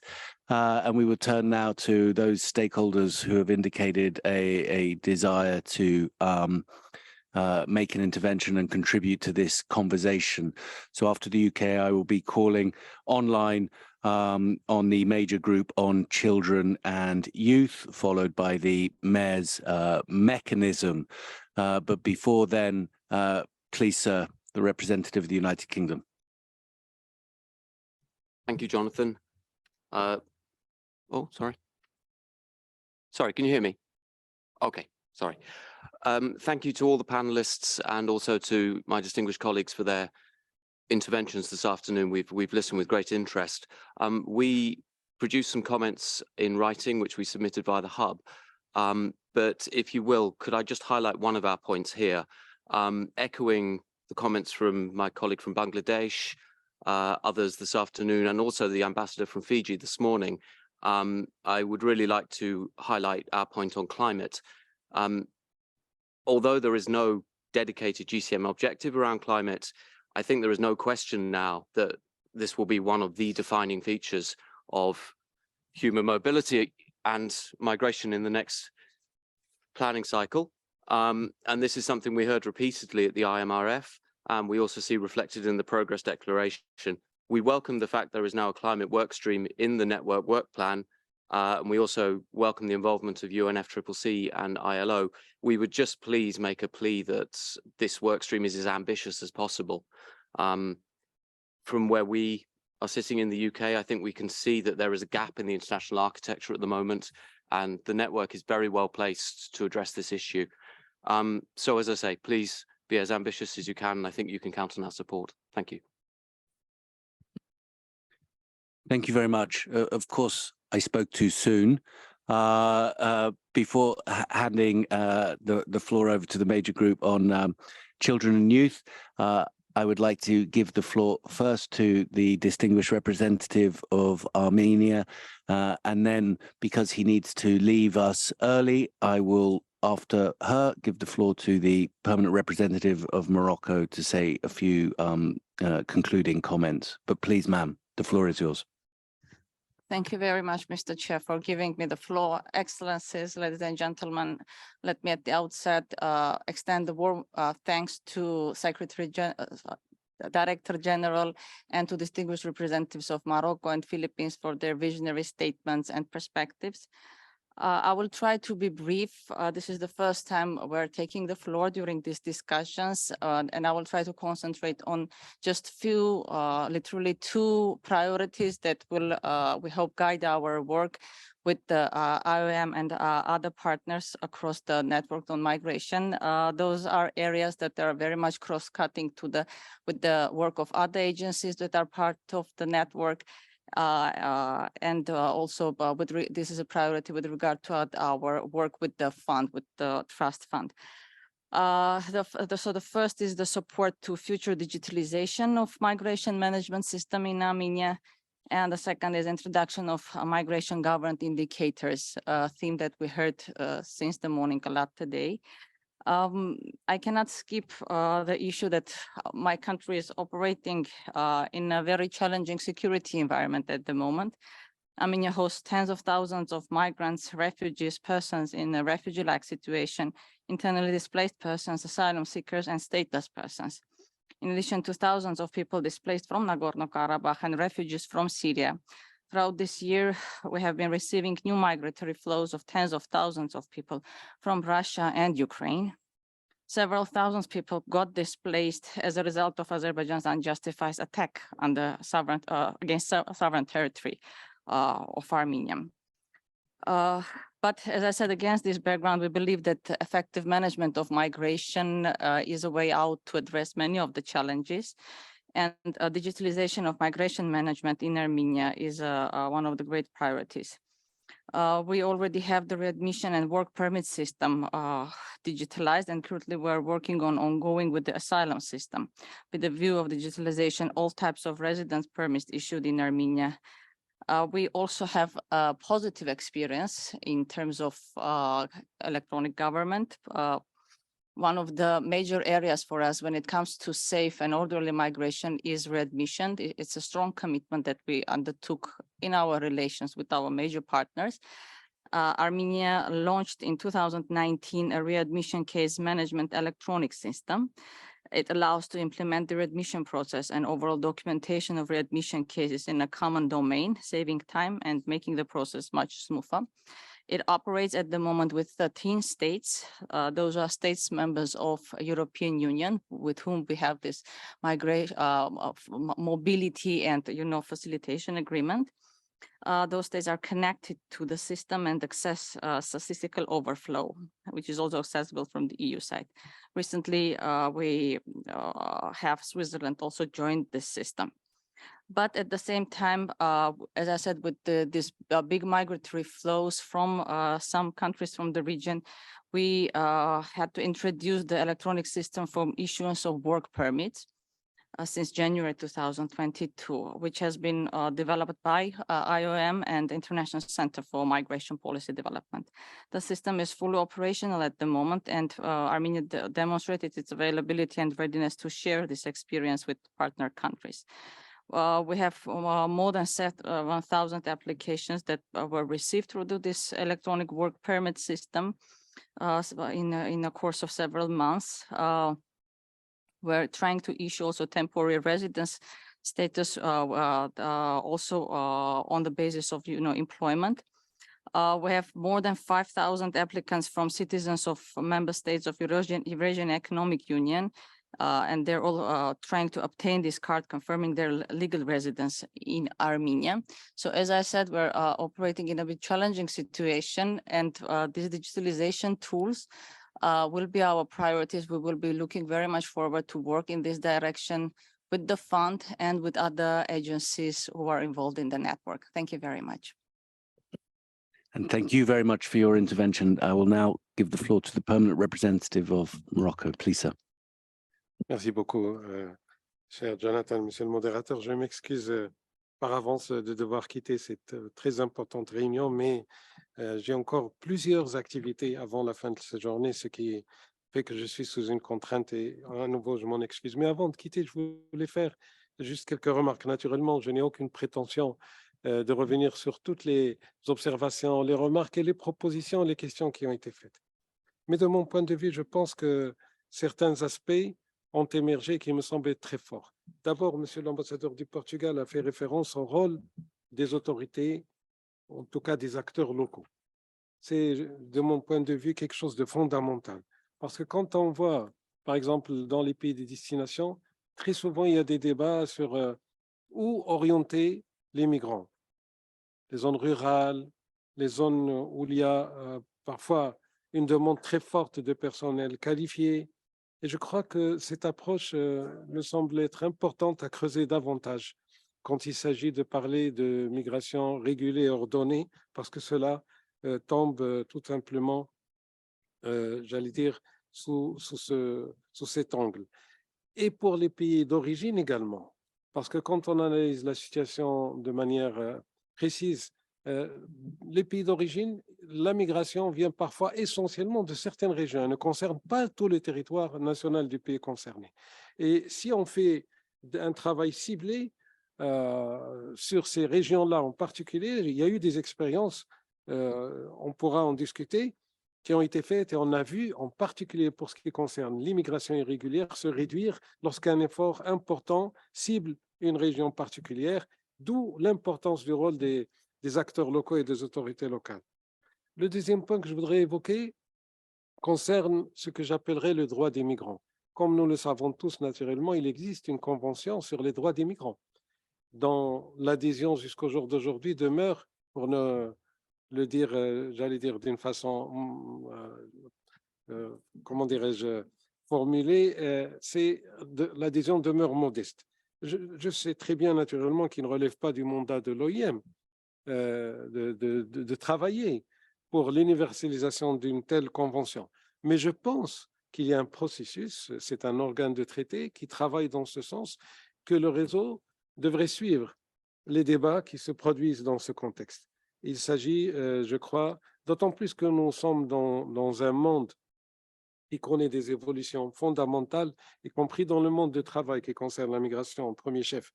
Et nous avons ici, monsieur le représentant du BIT, j'aimerais juste faire, là aussi, m'arrêter sur un des aspects de la migration qui va très certainement se développer dans le futur, et c'est déjà le cas, la migration en lien avec les technologies nouvelles, si vous voulez, en particulier pour ce qui concerne le digital, etc. Ces transformations dans le monde du travail amèneront, et c'est déjà le cas, comme on le voit, des transformations fondamentales, et le droit des migrants qui seront concernés par ces nouvelles technologies mérite d'être réfléchi. Et c'est pour cela que j'ai parlé de la Convention sur les droits des migrants. Naturellement, les autres points qui ont été évoqués sont fondamentaux. La terminologie, je n'y reviens pas. Les évaluations régionales, la formation des acteurs, je pense que tout cela est très important. Mais je voudrais peut-être terminer, Monsieur le Directeur Général, et sauf votre respect devant quitter, nous devrions garder aussi à l'esprit que le pacte n'est pas encore l'objet d'une adhésion universelle, qu'il y a encore des pays importants qui manquent, qui doivent adhérer au pacte. Et je crois que nous devrions travailler, que le réseau doit démontrer encore plus son d'effectivité pour convaincre tous les pays qui ne l'ont pas encore fait d'adhérer au pacte de Marrakech. Et je vous remercie.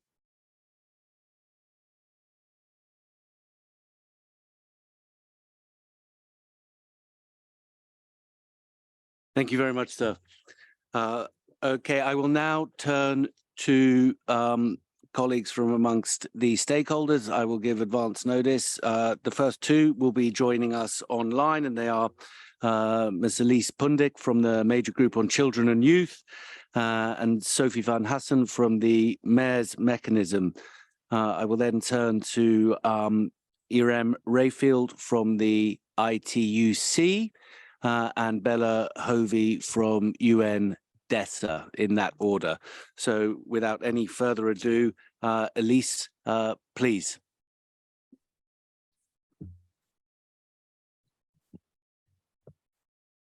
Thank you very much, Mr. Prentice, for the floor and for the opportunity to talk from a youth and civil society perspective in today's closing discussion. My name is Elise Pundik, and I am the GCM Program Manager for the Migration, Youth and Children platform with the Major Group. As a platform, we have organized over 500 GCM-focused consultations with 55,000 young migrants across 36 countries and have been heavily facilitating youth engagement and priorities in the global compact processes. Through this, I would like to share some critical youth priorities to ensure a whole of government and whole of society approach to implementing the GCM. First, migrants, in particular young migrants, must be included in the discussion and decision-making spaces for constructing and executing policies that impact us at the global, regional, and local levels. Considering long-term impacts must be prioritized when combating today's most urgent challenges. As such, youth actions and initiatives are focused on identifying intergenerational and intersectional needs, prioritizing knowledge from grassroots levels, and building long-term investments for future generations in decisions being made now. Second, as has been emphasized over the past 2 days, we must recognize that climate inaction directly impacts human mobility. Environmental issues will increasingly force people to move, and the world leaders will no longer be able to pretend that these are voluntary movements. Policy and research must be put in place, as well as proactive recognition of climate change-related displacement, so that we can plan the response to the inevitable major increase in climate migration. It is essential to highlight that once again, the participation of young people in these issues is critical. The recent formation of the Pacific Youth Council, made possible by civil society actors, is an example of youth-led advocacy at a local and global level, focusing on voices affected by the climate crisis. We should encourage and include groups like this, especially those prioritizing Indigenous communities in global strategic plans and partnerships. The protection and respect of Indigenous communities and their expertise must be a priority in this. The third urgent action is focused on reducing inequalities, creating employment and skill development opportunities for migrants in decent work conditions, and investing in and scaling youth-led civil society and other stakeholder-led initiatives, such as the one represented by TOTI, a social business led by young people that teaches computer programming to migrants for free, allowing them to have a new start in their communities of reception. Importantly, the work that goes into ensuring young people and young migrants are involved in local and government decision-making spaces should be compensated and allocated the resources needed to ensure sustainability and success. This is the kind of recognition of migrant talent and contributions that we need to be promoting. Finally, we need to design public policies around migration using an inclusive and bottom-up approach, together with local governments, taking into account intersectional aspects of race, sex, ethnicity, culture, and religion, among others, and creating spaces for collective deliberation. To effectively involve young people in policymaking, MyCP brings young leaders together from inclusive backgrounds with civil society stakeholders and representatives from all levels of government together during our youth forums. During these forums, participants gain awareness and capacity in policymaking and advocacy. Young migrants and young leaders contribute their unique perspectives to the conversation, which we then compile into briefs to present during high-level meetings such as this one, and participants are able to meet directly with policymakers who are keen to include us in the conversation. We invite all stakeholders to co-design and support these spaces in order to advance GCM implementation. All GCM objectives are urgent and should be focused on multilateral, multi-stakeholder working groups, combating xenophobia, access to social protection regardless of immigration status, regularization measures for stateless and undocumented children, protecting unaccompanied minors, and should include funding support for civil society and stakeholder-led initiatives and participation. As youth, we respect the efforts and experience of all those who work passionately before us. We value those who are creating the change today. However, it is important that we open spaces for those who will be the leaders of tomorrow, from civil society, grassroots organizations, and from the private sector. Youth, especially young migrants, have proven to be resilient, open to changes, and earnest to look towards our future. What we want now is to build this future together to achieve sustainable migration and to ensure GCM implementation. We hope that the infrastructure and support needed are put into place to ensure that current youth and future leaders believe in the GCM and believe in our engagement in international cooperation. Thank you very much.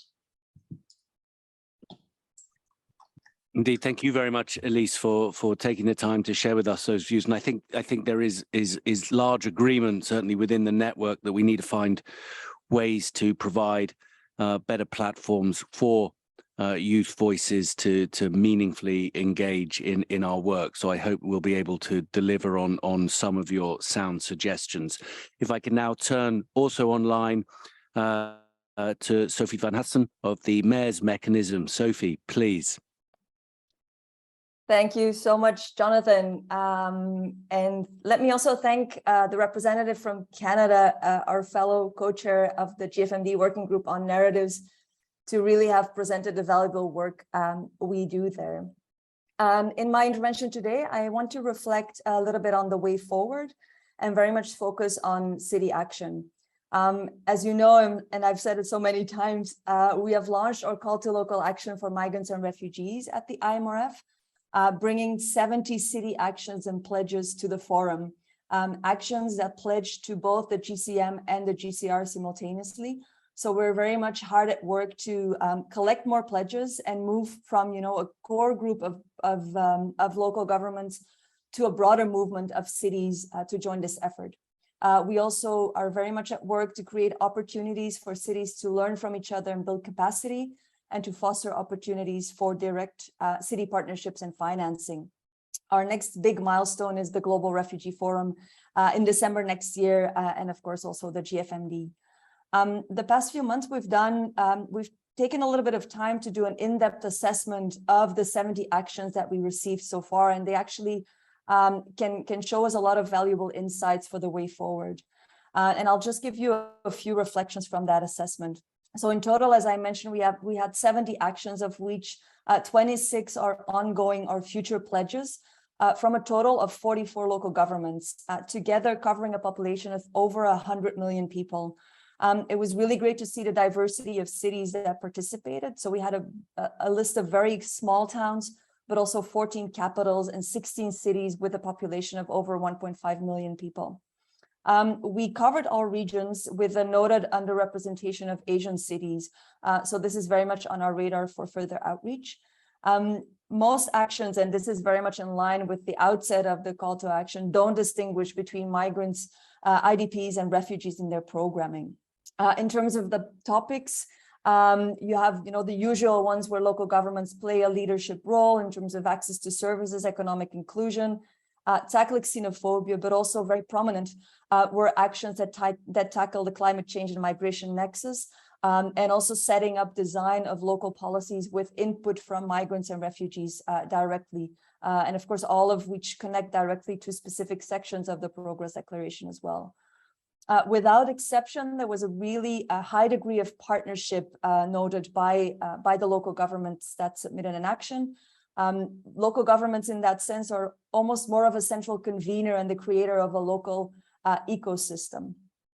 What is interesting also for the conversation today is only 3 of the cities that submitted an action indicated to have been invited by their national government to join conversations about the GCM implementation, despite the fact that most or almost half of the cities that submitted an action actually indicated to partner with local governments in their pledge. This is also striking in the least because 13 of the cities are from GCM champion countries. So this brings me to a very concrete suggestion going forward to the member states in the room, and we've heard it through some of the interventions as well today, almost to become a whole of government champion and consult with cities when discussing migration policies at national and regional level, and as well as following examples of the government of Belgium, Canada, Ghana, Portugal, and South Africa at this IMRF, to include local governments in your national delegation to attend, for example, the regional reviews, the next IMRF, but also the upcoming GRF. And also consider, following the example of Germany, to submit joint pledges with cities. And then lastly, to close to the network, city action will help measure local impact of GCM implementation. So we really hope that this local element will be factored in the indicator work. We on the Mayor's Mechanism side, we stand very ready to work with you on this. Thank you so much. Thank you very much indeed, Sophie, for joining us and for contributing. I'd now like to turn to Irem Rayfield of the International Trades Union Conference, please.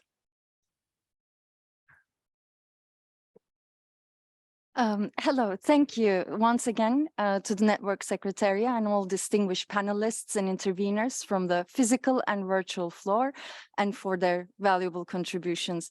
My name is Irem Arf. I'm speaking for the International Trade Union Confederation, which represents over 200 million working people through 332 affiliated union organizations in 163 countries. As trade unions, we will continue to contribute to the work of the network, highlighting the importance of not only protecting, but also fulfilling all migrant workers' rights, regardless of their status.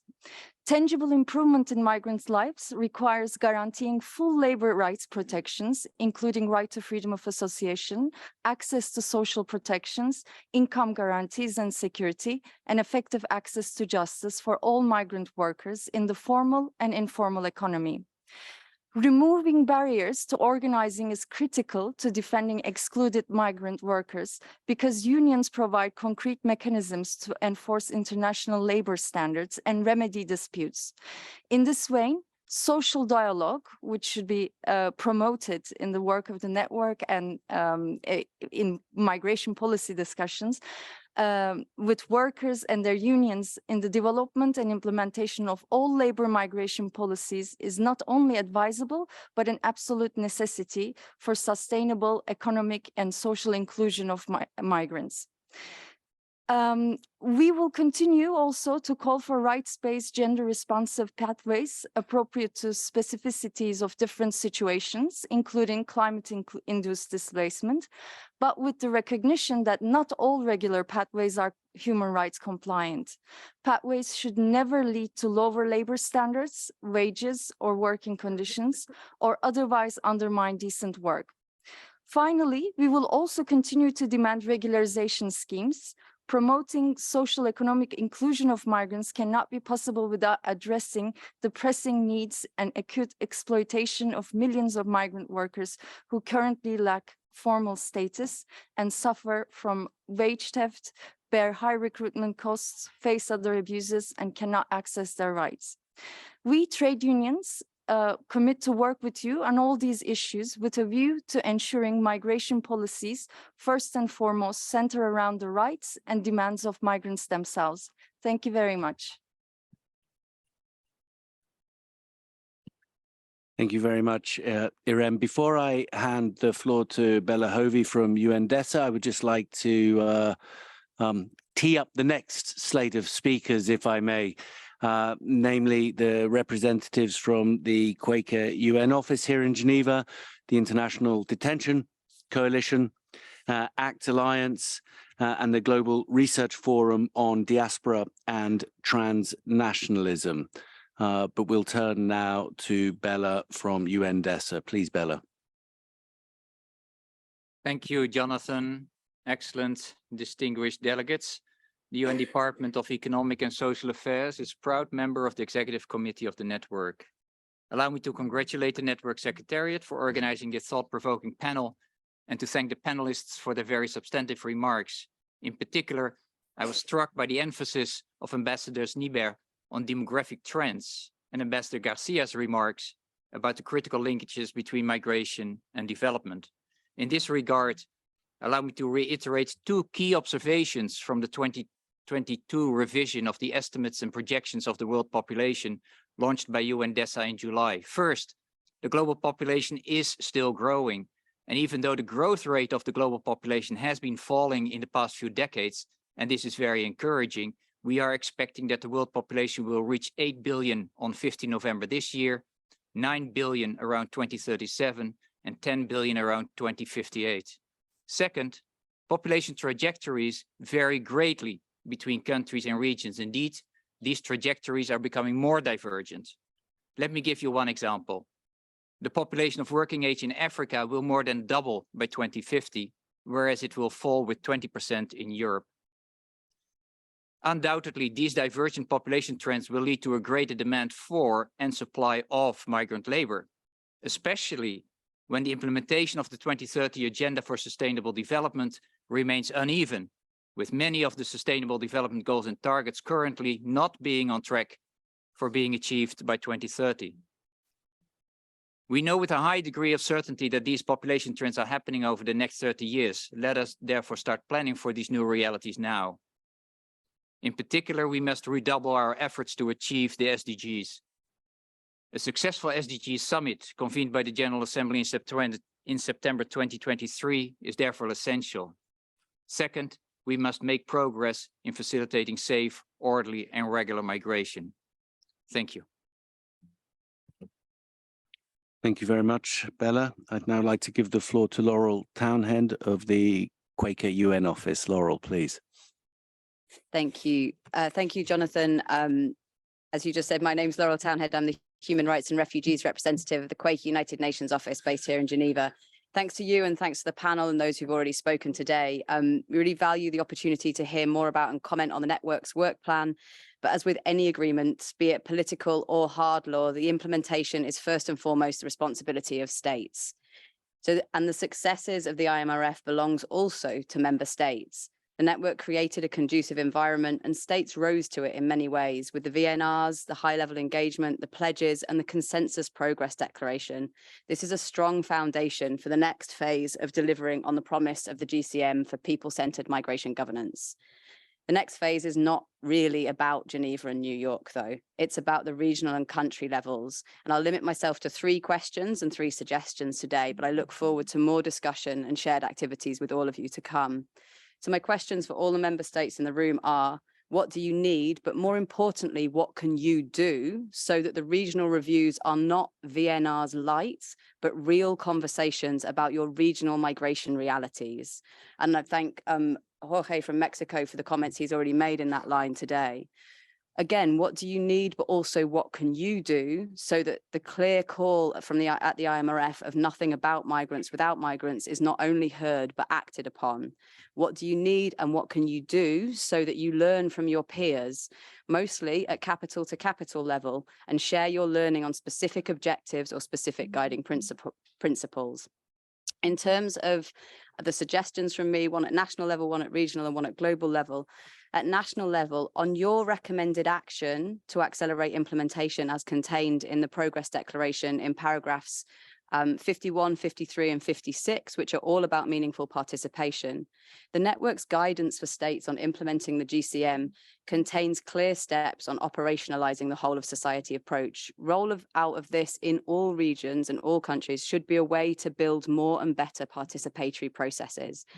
Where additional guidance is needed to help you do that, let the Migration Network know, let civil society know, let us work together on bridging those gaps.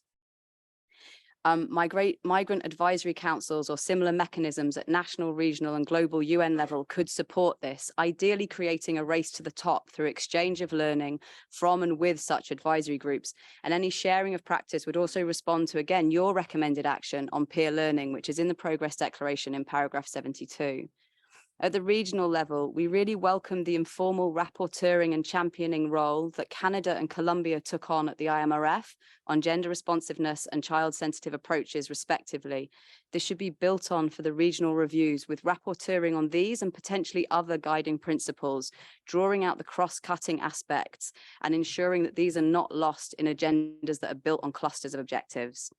Finally, at the global level, whilst the focus of attention will rightly be at country and regional level, Geneva and New York are not irrelevant, thankfully for all of us in this room and many online. The GCM champions played a significant role in the IMRF preparation and progress declaration negotiation. In terms of what next for the champions, I'd like to see a clustering within the champions on specific issues so there can be more detail, more drilling down, more sharing, and more granularity. For example, this could be around similar pledges, aspects of the progress declaration, objectives, or guiding principles. Working together, you can use your combined voice to keep attention on the GCM and the progress declaration, but beyond statements, you could also be creating and populating spaces for technical discussion, dialogue and exchange, and potentially using the hub for this. So I want to finish by saying, I think we sit in a place where we can look at what has been done and be proud of what's been achieved since the adoption of the GCM and enjoy that view, but the work is far from finished. And we need to use the progress as a stepping stone to move forward from here together. Thank you. Thank you very much, Laurel. I'd now like to give the floor to Silvia Gomez of the International Detention Coalition. Silvia, please. Thank you very much, Jonathan. As you mentioned, I'm Silvia Gomez, and I'm here with the International Detention Coalition, which is a global coalition of over 400 civil society, migrant-led organizations, academia, and other experts working on ending immigrant detention and on system change through alternatives to immigration detention. Therefore, in this context, we are prioritizing and working on implementation, specifically implementation of Objective 13 of the Global Compact. Before reflecting or sharing our reflections on the way forward, I would like to start by actually touching base with the reality of what we talk about when we are talking about implementing Objective 13, and that's unfortunately no news for any of us. Immigration detention is highly used all across the world. The concerns and human rights abuses surrounding the use of this practice are extremely worrying, and it keeps impacting the lives of human beings all across the world on a daily basis. And not only those being detained, but also their families, their communities, and societies as a whole, which all of this shows how the need to keep joining efforts to end immigration detention is highly urgent, and how much more needs to be done from our end. And that raises the reflections and the questions that we are all thinking through, not only today, but while we are supporting the implementation of the Global Compact, which is what can we do together? How can we do it better? What support is needed for states to actually live up to the commitments made at the Global Compact on migration? And again, how can stakeholders play a role in supporting all these efforts? And on that, I actually would like to thank and acknowledge how many state representatives did touch on the important role of civil society and overall stakeholders in moving forward the implementation of the Global Compacts, and mostly the guiding principles of the Global Compact. Fortunately, with this picture that we have, it is encouraging to see how over the past year some progress has been made in the context of implementation of Objective 13 in moving away from the use of detention towards migration governance frameworks that are not relying on this practice. Regarding the conversation we're having today on ways forward, the Progress Declaration actually has laid a basic ground to continue building on this progress and acknowledging some of the concerns. The Progress Declaration is also referring to some of the progress made and existing promising practices, while also touching upon challenges and opportunities ahead. And it overall includes hooks to continue advancing by using peer learning and by looking into challenges and progress on this topic. And remarkably, at the IMRF, Objective 13 was identified by states and by stakeholders as one of the priority areas in which support is needed to make the Global Compact a reality. So it is in this context where we are pleased as a coalition to see the continuation of the working group on alternatives to detention, which is included in the next work plan as an ongoing priority. IDC has been co-leading this working group over the past years alongside UNICEF, UNHCR, and with a strong multi-stakeholder membership of the group. It is also encouraging to see how work streams on alternatives to detention have already been created or are currently being developed at the regional and national level within the UN network structures, and all the opportunities that this opens up in terms of really creating change on the ground and bringing coherence to the structure that is being built to support member states in implementing the Global Compact. So let me maybe just share some key reflections in the context of the working group on alternatives to detention, and acknowledging that there won't be a space today, but that we are looking forward to discussing with everyone here in the room, also online, and with others, how we can continue doing this work and supporting implementation better. So basically, and really just a couple of points, over the past year, the Working Group on Alternatives to Detention has been supporting the development of a global community of actors that have been gathering through peer learning exchanges on ATD. What we want to do is to consolidate these efforts, being built on the Progress Declaration, and organize targeted exchanges that will actually match countries across regions with similar issues, challenges, and different elements to discuss. So we are hoping this will allow actors to continue coming together, and the work that has been happening over the past years to actually move forward and scale up the progress. We are also looking into supporting states in operationalizing the pledges that have been made on Objective 13, particularly on ending child immigration detention. There are already conversations happening, and there is an open invitation for everyone, not only states, but also stakeholders, to reach out on this and on moving this forward. We are also looking into how to better support the development of the indicators in relation to implementation of Objective 13. And importantly, we are also looking into renewing the membership of the working group to really make sure that the multi-stakeholder approach is reflected. And importantly, it includes migrant-led organizations and leaders with lived experience.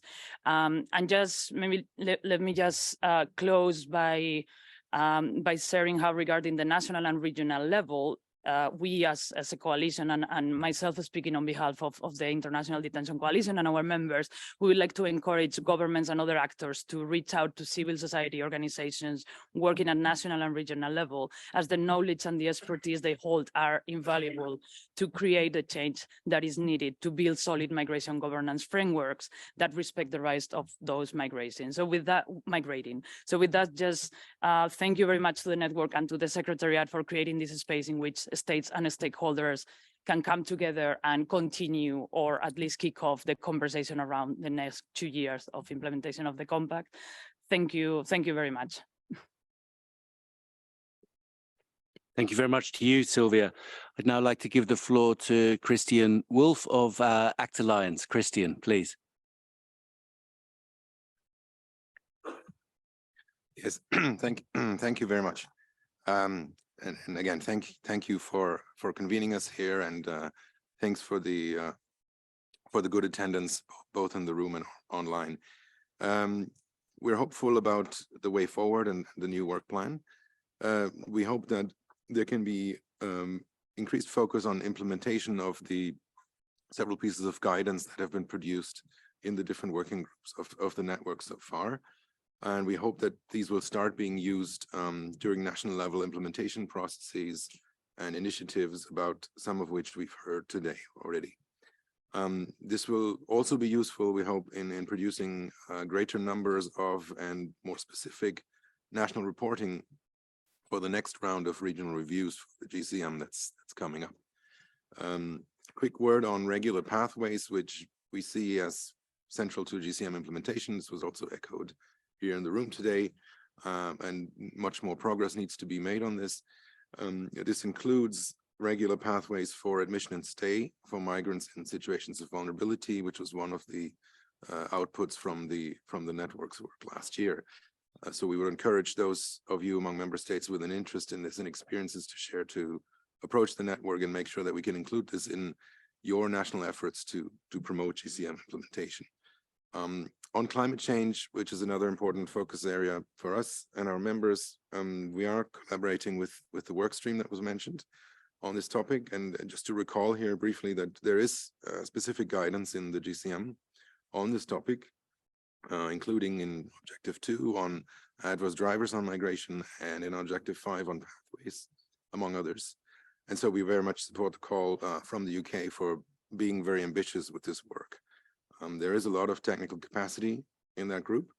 It's very heterogeneous, and we'd really like to see this put to work to focus on the UNFCCC processes, but also on initiatives beyond that, so that we can really start to tackle some of the governance deficits that we see and that are often sort of stumbling blocks in the climate negotiations, and where we hope that a more diverse group of stakeholders, as has been collected by the network, can help us make some progress on that. Just another final word on the Paris Agreement and the link in the COP and linkages with financing and the migration work. As highlighted by the words of the ambassador from Fiji this morning, about how countries in his region are now increasingly turning towards the Migration Multi-Partner Trust Fund to finance some of the egregious gaps that have opened up in climate finance. It's of course good that this instrument can be used in those instances, but I would really encourage those of you who would like to be ambitious on this topic to go back and talk to your governments and talk to your climate colleagues about climate finance, so that this process on GCM implementation doesn't become, so to speak, a spare wheel along the ditch in the road that is climate finance, but so that the resources that are mobilized to support GCM implementation can be used in a truly complementary manner and address issues related to migration in addition to, and not instead of, resources that are raised for climate finance. Thank you very much. Thank you very much, Christian. Before I hand the floor to Paddy of the Global Research Forum, I would just like to line up the last slate of speakers before we begin to bring proceedings to an end at this 4th annual meeting. And that is namely Victor Janina from Scalabrini International. Nice to see you here, Victor. ACCSS Guatemala, Miss Elisa Ibarra.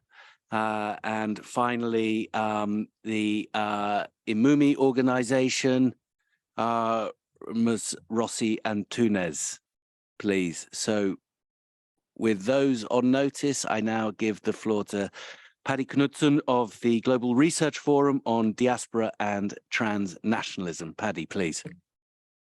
Thank you, Jonathan, for giving me the floor. Your Excellencies, the UN Migration Network Coordinator, ladies and gentlemen, GRFDT is pleased to be here, and not only just today, but to have engaged in conversations that have happened along the sessions that took place yesterday, and indeed along the sidelines of being in this room. We have been working together with other partners, including the Migrants Forum in Asia, the Cross-Regional Center for Refugees and Migrants, the Action Committee, among others, and also through the People's Migration Challenge to continue to support the socialization and promoting the understanding of the GCM to actors at national and subnational level, particularly the grassroots. And I will leave websites and Twitter handle spaces to give you more information about what that means. But I think the last couple of days have really been interesting because I think we note among the very impressive setup work, and it really is like a kickstart project. We've heard a lot about the Migration Hub, very impressive work that seems to come from setting up at least more than 70 country and regional network structures, as we have heard. We also had the opportunity to listen to colleagues coming from IOM and other UN agencies about what these mechanisms look like. But we also heard from the various stakeholders how the real challenges for migrants continue, deepen, and in some cases worsen. It has been a reminder that any real impact of GCM will have to be measured on the ground and looking back to the lives that we want to impact, that's the migrants. So I wanted to spend just very few minutes of my intervention to respond to DG's question on what are our expectations as non-state actors. And simply put in 3 points, I think around the monitoring, which maybe we're a bit hammering on the nail, but we do want to keep saying that we wouldn't have a solid GCM if it didn't have any teeth. And those teeth really come from a solid, robust monitoring mechanism. And so while the network working group has laid out a great scope, a great cushion that we think provides a good setup, but we also think that this design needs to be really mirrored from the global level to the national level, and really asking ourselves who the monitoring serves, and therefore engaging national levels in the design of the framework. And also, while we are borrowing ideas, hoping we borrow only the best ideas from existing frameworks such as the SDG monitoring as it's taking place at the national level, we're also reminded that we probably should need to look a little bit more closely and be ready to support national capacity and indeed the diversity of actors, including diaspora and migrants at the national level. Secondly, in terms of member state participation, we call on a broader participation that goes beyond permanent representatives to relevant national authorities from the different countries to contribute to the discussions around the work plan, to contribute to discussions that happen around setups in Geneva, in New York, and in various places before we even get to the GCM reviews. And as much as we're bringing in UN migration networks and national sort of, from the resident coordinator or from the UNCTs, it's very important that we're also bringing in national authorities into this space. This is important because we need a much more welcome home for the communication messages that we've talked about today on the GCM, for the monitoring process, and indeed the use of results from the monitoring. And we have seen in the past how non-state actors have played a dynamic role in this space. So you can take up that challenge as well, both for member states and I think for the UN network. And we also welcome the a partnership approach, and even indeed the new donations that have been announced today, which is music to many of our ears. However, as Afford had pointed out and other actors have pointed out on the financing, the gap is alarming, the needs are plenty, and would need to think outside the usual box and be innovative, roping in diaspora and other private actors, but indeed knowing that the needs are plenty and quite desperate. And very lastly, on the communication front, we also wanted to resound, I think, what many have spoken about this morning. Whose messages are we bringing along? Migrants' voices, is that sufficient? Or should it be migrants' voices with a communication package, but really remaining authentic to migrants' needs? We also want to emphasize the use of that knowledge at that national level so that it can give relevance to the migration spaces on the hub that has been created. And indeed, JRFDT supports the work of the hub, not only as a review of practices, but also in supporting some of the work around the discussion space. And so these conversations remain important, but to scaling down to the member states and really at those national implementation levels. We're also very glad to hear UNDES's point in terms of leveraging on the UN family expertise at national level that's also existing, as well as other actors who are essential as part of the knowledge ecosystem that includes academia and CSOs. In closing, we're really hoping for grassroots influenced, country-led monitoring that is actually useful for what we're aiming for, which is a conducive environment for whole of society and a whole of government approach, and borrowing from DG this morning to ensure that you have better conditions to work on safe and orderly regular migration. I thank you. Thank you very much, Paddy, as ever, for your interventions. I will now turn to Victor Janina from Scalabrini International. Victor, please.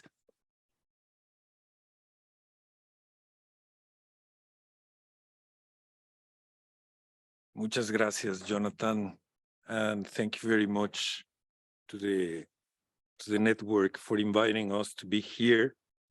I represent the Scalabrini International Migration Network, CIM, an organization member of the Civil Society Action Committee. And as some of you might be aware of, CIM is a network of centers on the ground that serve more than 500,000 people in different continents worldwide. And I wish to take advantage from this opportunity to express some views that have risen from the experience that are daily confronted by our staff on the ground. And we are extremely concerned about the numbers of migrants who have died in the most recent months since the adoption of the Progress Declaration. Some drowned at sea, some out of asphyxia in packed trailer trucks, other victims of criminal trafficking networks, and some others also victims of even slavery nowadays. And we find that these deaths are responsible. They're responsible in this issue is the implementation of restrictive policies that many states, or some of them at least, are implementing by perverting the meaning of the motto safe and regular migration. This motto is being used to implement restrictive and every time more difficult for the migrants policies. And that is why we could not see a real step forward in the IMRF. We find that we needed from the IMRF a real commitment for an improvement in the design and implementation migration policies aimed firstly to save the lives of those who risk their lives for a better future. And we wanted to see a solid and firm commitment to expand the regular pathways of migration. And we call in that regard to the states and the UN Migration Network to make the expansion of legal and regular pathways one of the main priorities in your work. And we share this also with concern because the coming future doesn't look very as a source of optimism. We are about to get into a world recession. We have more conflicts, more intense and deep effects of climate change. So, and also in some contexts, a movement to the right with political platforms that are clearly xenophobic and anti-migrant. So we call for the states and also the UN network to keep on doing or to invest as much as political capital they have in order to do really, to bring a real improvement in the migration policies, to make a reality that these alternative regular pathways are implemented, because this is the only way we are going to save lives that are being lost on a daily basis. And we think that in that way, it's also the path in which all states and UN agencies are going to bring or more credibility or to regain credibility to multilateral diplomacy. I think you have this privilege to move this agenda forward, and we call for your expertise and leadership in doing it. Thank you very much.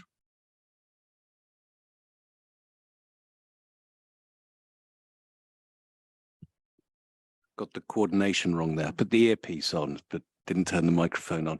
Thank you very much, Victor, for those comments. I've just been informed that the representative of Azerbaijan virtually would like to make an intervention before we return to Elisa Ibarra and Ms. Rossi and Túnez. So please, the representative of Azerbaijan, the floor is yours.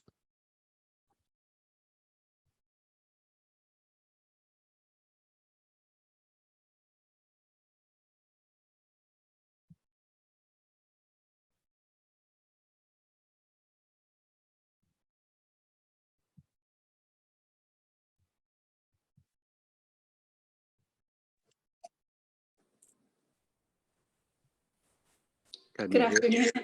Good afternoon, everybody. Can you hear me? We can hear you indeed. Very Please. well, thank you very much. We regret that we couldn't be there in person today, but we thank the opportunity to have listened to such great insight from various different actors. At the same time, we feel compelled to exercise our right of reply to the seemingly passant comment made by the representative of Armenia that Azerbaijan allegedly launched an attack on the sovereign territory of Armenia. Not only is the statement both factually inaccurate, but also politically damaging to ongoing processes of peace and border delimitation. There is no border delimited between the two countries. In fact, it has been Azerbaijan that has been pushing and nudging the other side to accelerate progress. The Armenian representative also referred to a challenging security situation, which, may we remind, was created by Armenia by attacking and occupying 1/5 of Azerbaijan's territory. So when Armenian representatives are speaking of aggression against another country's sovereignty, we wonder if they're deflecting from their own actions. Such veiled and blatantly false accusations have no place in this present discussion here, and we just wanted to point that out, and it was something that we felt compelled to address. Thank you. Thank you very much, ma'am, for your intervention. I would now like to give the floor to ACCSS Guatemala, Ms. Elisa Ibarra. Please, ma'am, the floor is yours. Gracias, señor secretario. Gracias, Jonathan. Muchas gracias por el espacio. Hablo en nombre del bloque latinoamericano, de mis compañeras y compañeros, y queremos decir que nos vamos de este foro con un baño de positivismo, de buena voluntad, porque hemos escuchado incluso de gobiernos que conocemos muy de cerca declaraciones de buena voluntad, y queremos creer que existe la posibilidad de cambiar esas políticas restrictivas que están impulsando ahora mismo. Nos gustaría además que se cambie la narrativa de algunos aspectos. Por ejemplo, no es el cambio climático producto de desastres naturales. Y me sorprende mucho que en un foro de esta altura no se ligue el cambio climático al modelo de desarrollo cada vez más depredador y que al final conduce a los éxodos de migrantes depredados en sus comunidades de origen. También me gustaría que en las revisiones y en todo el trabajo en el cual estamos altamente motivadas dentro del foro, podamos recibir de ese fondo directamente algunas contribuciones, porque somos quienes atendemos en primera línea a migrantes deportados, a migrantes en todo el riesgo que ocurre en la ruta migratoria. Y para terminar, también quisiéramos que en ese espíritu de buena voluntad se llamara a las cosas por su nombre. No son comunidades o migrantes vulnerables. Esto no se produce por obra y gracia del Espíritu Santo. Son comunidades inmigrantes vulnerados, vulneradas. Han sido vulneradas desde el origen, en el tránsito y en el destino. Muchas gracias.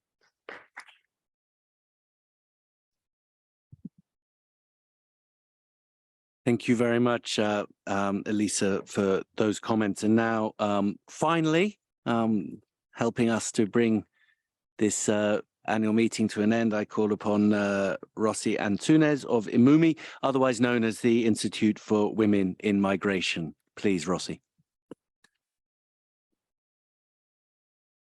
Jonathan, thank you, everyone. Y bueno, pues agradezco mucho el espacio. Como lo he mencionado anteriormente, este es un espacio privilegiado y lo reconocemos como una cuestión dentro del bloque latinoamericano, como el espacio también de escucha y de posibilidades que tenemos de acción y sobre todo de crear redes de apoyo y también puentes de escucha y acciones entre lo internacional, lo nacional y lo local.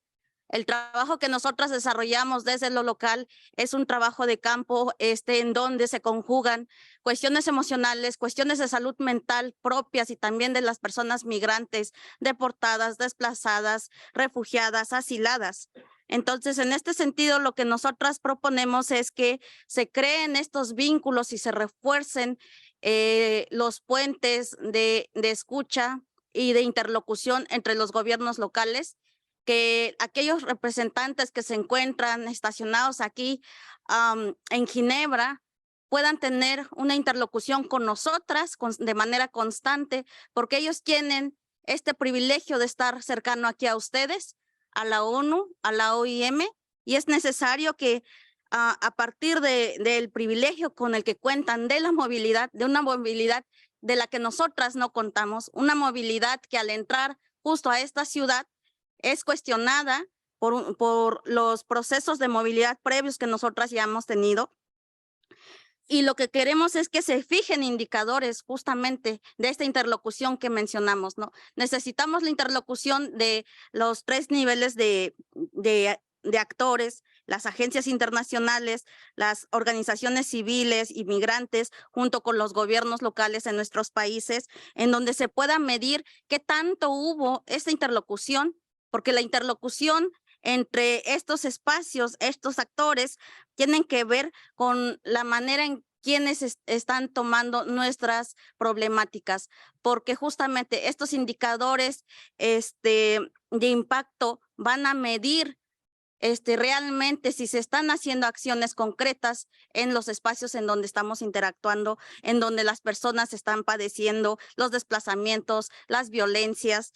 Y con esto, pues quiero remarcar que celebramos que se esté retomando el tema de el cambio climático en este espacio, porque como lo han dicho mis compañeras, es un tema que rebasa más allá de un desastre natural. La naturaleza nunca ha sido violenta con nosotros, sino bien han sido los estados, y los estados nos han colocado en esta situación de vulnerabilidad, nos han colocado en situaciones de exilio, de deportación. Entonces son los estados quienes han provocado también estos cambios climáticos, y es necesario que se mire la movilidad desde el cambio climático como nosotros siendo vulnerados. La naturaleza ha sido vulnerada, nosotros hemos sido vulnerados por los estados, y es necesario que se mire de esa manera para que se pueda comprender de manera amplia las definiciones que se están utilizando en este espacio. No somos víctimas, ni la naturaleza, ni nosotras, sino bien nosotras también tenemos las potencialidades de poder ejercer cambios sobre las formas en cómo queremos vivir nuestras vidas, sobre cómo queremos vivir nuestras vidas, no como solamente trabajadores, sino también como personas que tenemos esta potencialidad de ser creativos, de ser poseedores de conocimiento y sobre todo de realizar cambios a favor de las vidas de compañeros con los que nos hemos encontrado en el camino del exilio, de la deportación y del desplazamiento forzado que ha sido causado por los estados, y que justamente aquí demandamos que haya un seguimiento a nuestras necesidades y que trabajemos en conjunto. Ese es el llamado que hago hoy, y con eso quisiera terminar la participación y cerrar, creo que el espacio. Muy bien, gracias. Thank you very much, Rossi. I think that indeed passionate and empowering intervention is an excellent way to end these interventions from the floor. Thank you very much indeed. With that, I'm going to hand over to Ambassador Garcia to say a few final words, and then the privilege of wrapping this meeting up. This fourth annual meeting falls on the coordinator of the network. Ambassador, please. Thank you very much, Jonathan. Just 3 last quick points. The first, I would be remiss in my duty if I did not express support for what our good friend, the ambassador of Morocco, said with reference to the Convention on the Rights of Migrant Workers. The Philippines and other countries such as Mexico have assiduously worked for the promotion of this convention, and the committee of it just met earlier this year. We believe that this is an instrument worth your attention and investment, and we hope that the number of states willing to be associated with it will increase. The second point is what was mentioned briefly in the context of climate financing. This is a minefield, I agree, I know, but the concept of additionality is absolutely crucial. Additionality to the financing that is being considered for other aspects of the very complex issue of climate change. And finally, I think I really would be remiss in my duty if I fail to salute our DG, Antonio, and his team, Jonathan, Philippe, and all the others who have brought us where we are. We need to be a little bit more upbeat as we end this conference. We have come a long way. You let me put a little history. We have significantly improved global migration governance since the ancient days of the UN Global Migration Group and the Global Commission on International Migration. And for this, we are truly indebted to our DG and his team in the IOM and the UN Migration Network and the Multi-Trust Fund. And I think, we should recognize that we have made progress in the past decade and not be so down, perhaps. Thank you. Thank you very much indeed, Ambassador. I now give the floor for the final remarks to the coordinator, Mr. Antonio Vitorino, please. Thank you so much, Jonathan. I would start by thanking Ambassador Evan Garcia for his very kind words. It's difficult to imagine our meetings without you, Evan. But we can show how much we have appreciated your participation and your collaboration and your leadership, and extend to you an open invitation. Whenever you want to come and join us, you will always be very much welcome. I don't have the ambition of wrapping up such a rich debate. We had a very rich debate during these 2 days, and it would be also unfair to take work out of the shoulders of Jonathan that now we'll have to fine-tune and refine the work plan, incorporating all the very suggestions that have been put forward. I would just like to say that for me things are, the priorities are clear in the sense that we will go on insisting on the 360-degree approach of the GCM, and taking into consideration the advancements that have been marked by the Progress Declaration. We have mandates, specific mandates. Those are definitely a priority. Missing migrants, saving lives, preventing deaths in the migratory journey, supporting migrants in distress, that is very clear. Secondly, we have the mandate of identifying a limited set of indicators. This is the moment where I will do a little showdown, okay? What is written in the Progress Declaration is a limited set of indicators. And we are going to discuss that because we are going to launch consultations. I have no doubts that everybody in the room thinks that their indicator is the indicator. But I want to ask you to be very reasonable because a limited set of indicators means that monitoring becomes much more compelling, and that assessing progress is much more productive for the future. So we will need to find the right balance. But if we end up with a Christmas tree, you need to bear in mind that such a process will dilute the advancement that represents the fact that the Progress Declaration has set a limited set of indicators. So we are going to have difficult discussions. Yes, it's not going to be easy. Good luck. No, I will join you. But anyway, we need to be very strategic. That's my key message. Thirdly, I fully agree that we need to align this debate with the SDGs. Because one of the things that we think we are making progress is streamlining migration in the common country analysis and the UN Sustainable Development Cooperation frameworks, so fully including migration in national development plans. And that's why it is so important that the way we approach the indicators is coherent, consistent, and aligned with the Sustainable Development Goals. About the cross-cutting issues, human rights, gender, and child sensitivity are cross-cutting issues. So they need to be present across all the work streams. And I do not want with this to dilute the relevance of specific gender issues or specific child issues or specific human rights issue. No, but we need to make sure that we have a comprehensive approach to these three key markers that have to be present in each of our work in the UN Migration Network. And this is particularly important because several of you mentioned the role of youth. The vast majority of migrants are young people, the vast majority. And we need to make the case that when the Summit of the Future comes along, migration and young migrants have a role to play in that debate. So when I speak about the Summit of the Future, we are talking about inequalities, we are talking about the need to emphasize the contribution of migrants for the Sustainable Development Goals, for economic progress, but also a specific role for the young migrants and we know the specificity of young migrants, not just minors, unaccompanied minors, but also youth migrants, young migrants. And I think that is a very important way in to the summit of the future.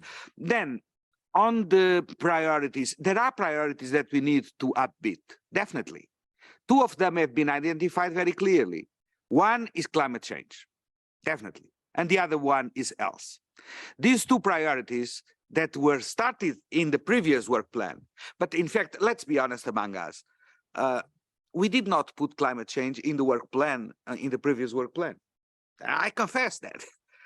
We had it because we felt that climate change was becoming each time more and more relevant. Now we need to give to climate change the necessary proeminence when it comes to debate of forced displacement, mobility, and migration.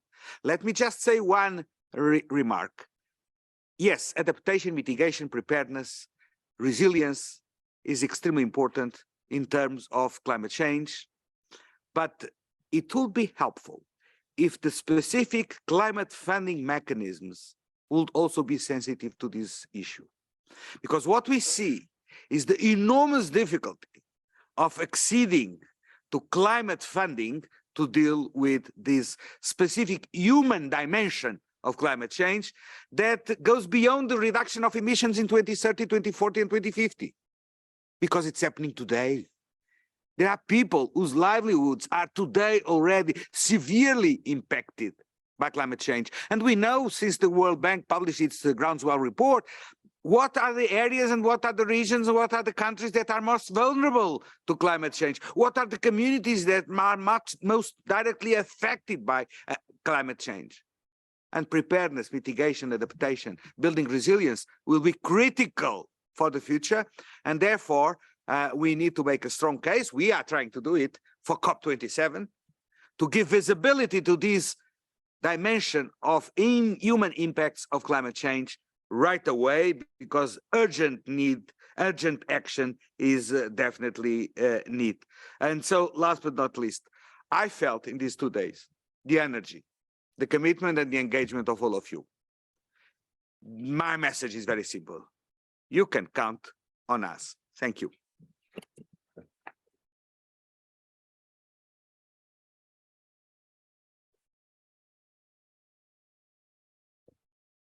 Well, all that remains for me to say is I've either been a wonderful chair or you've been remarkably disciplined and focused. We're 1 minute over time. The meeting is over. Thank you very much. My fault.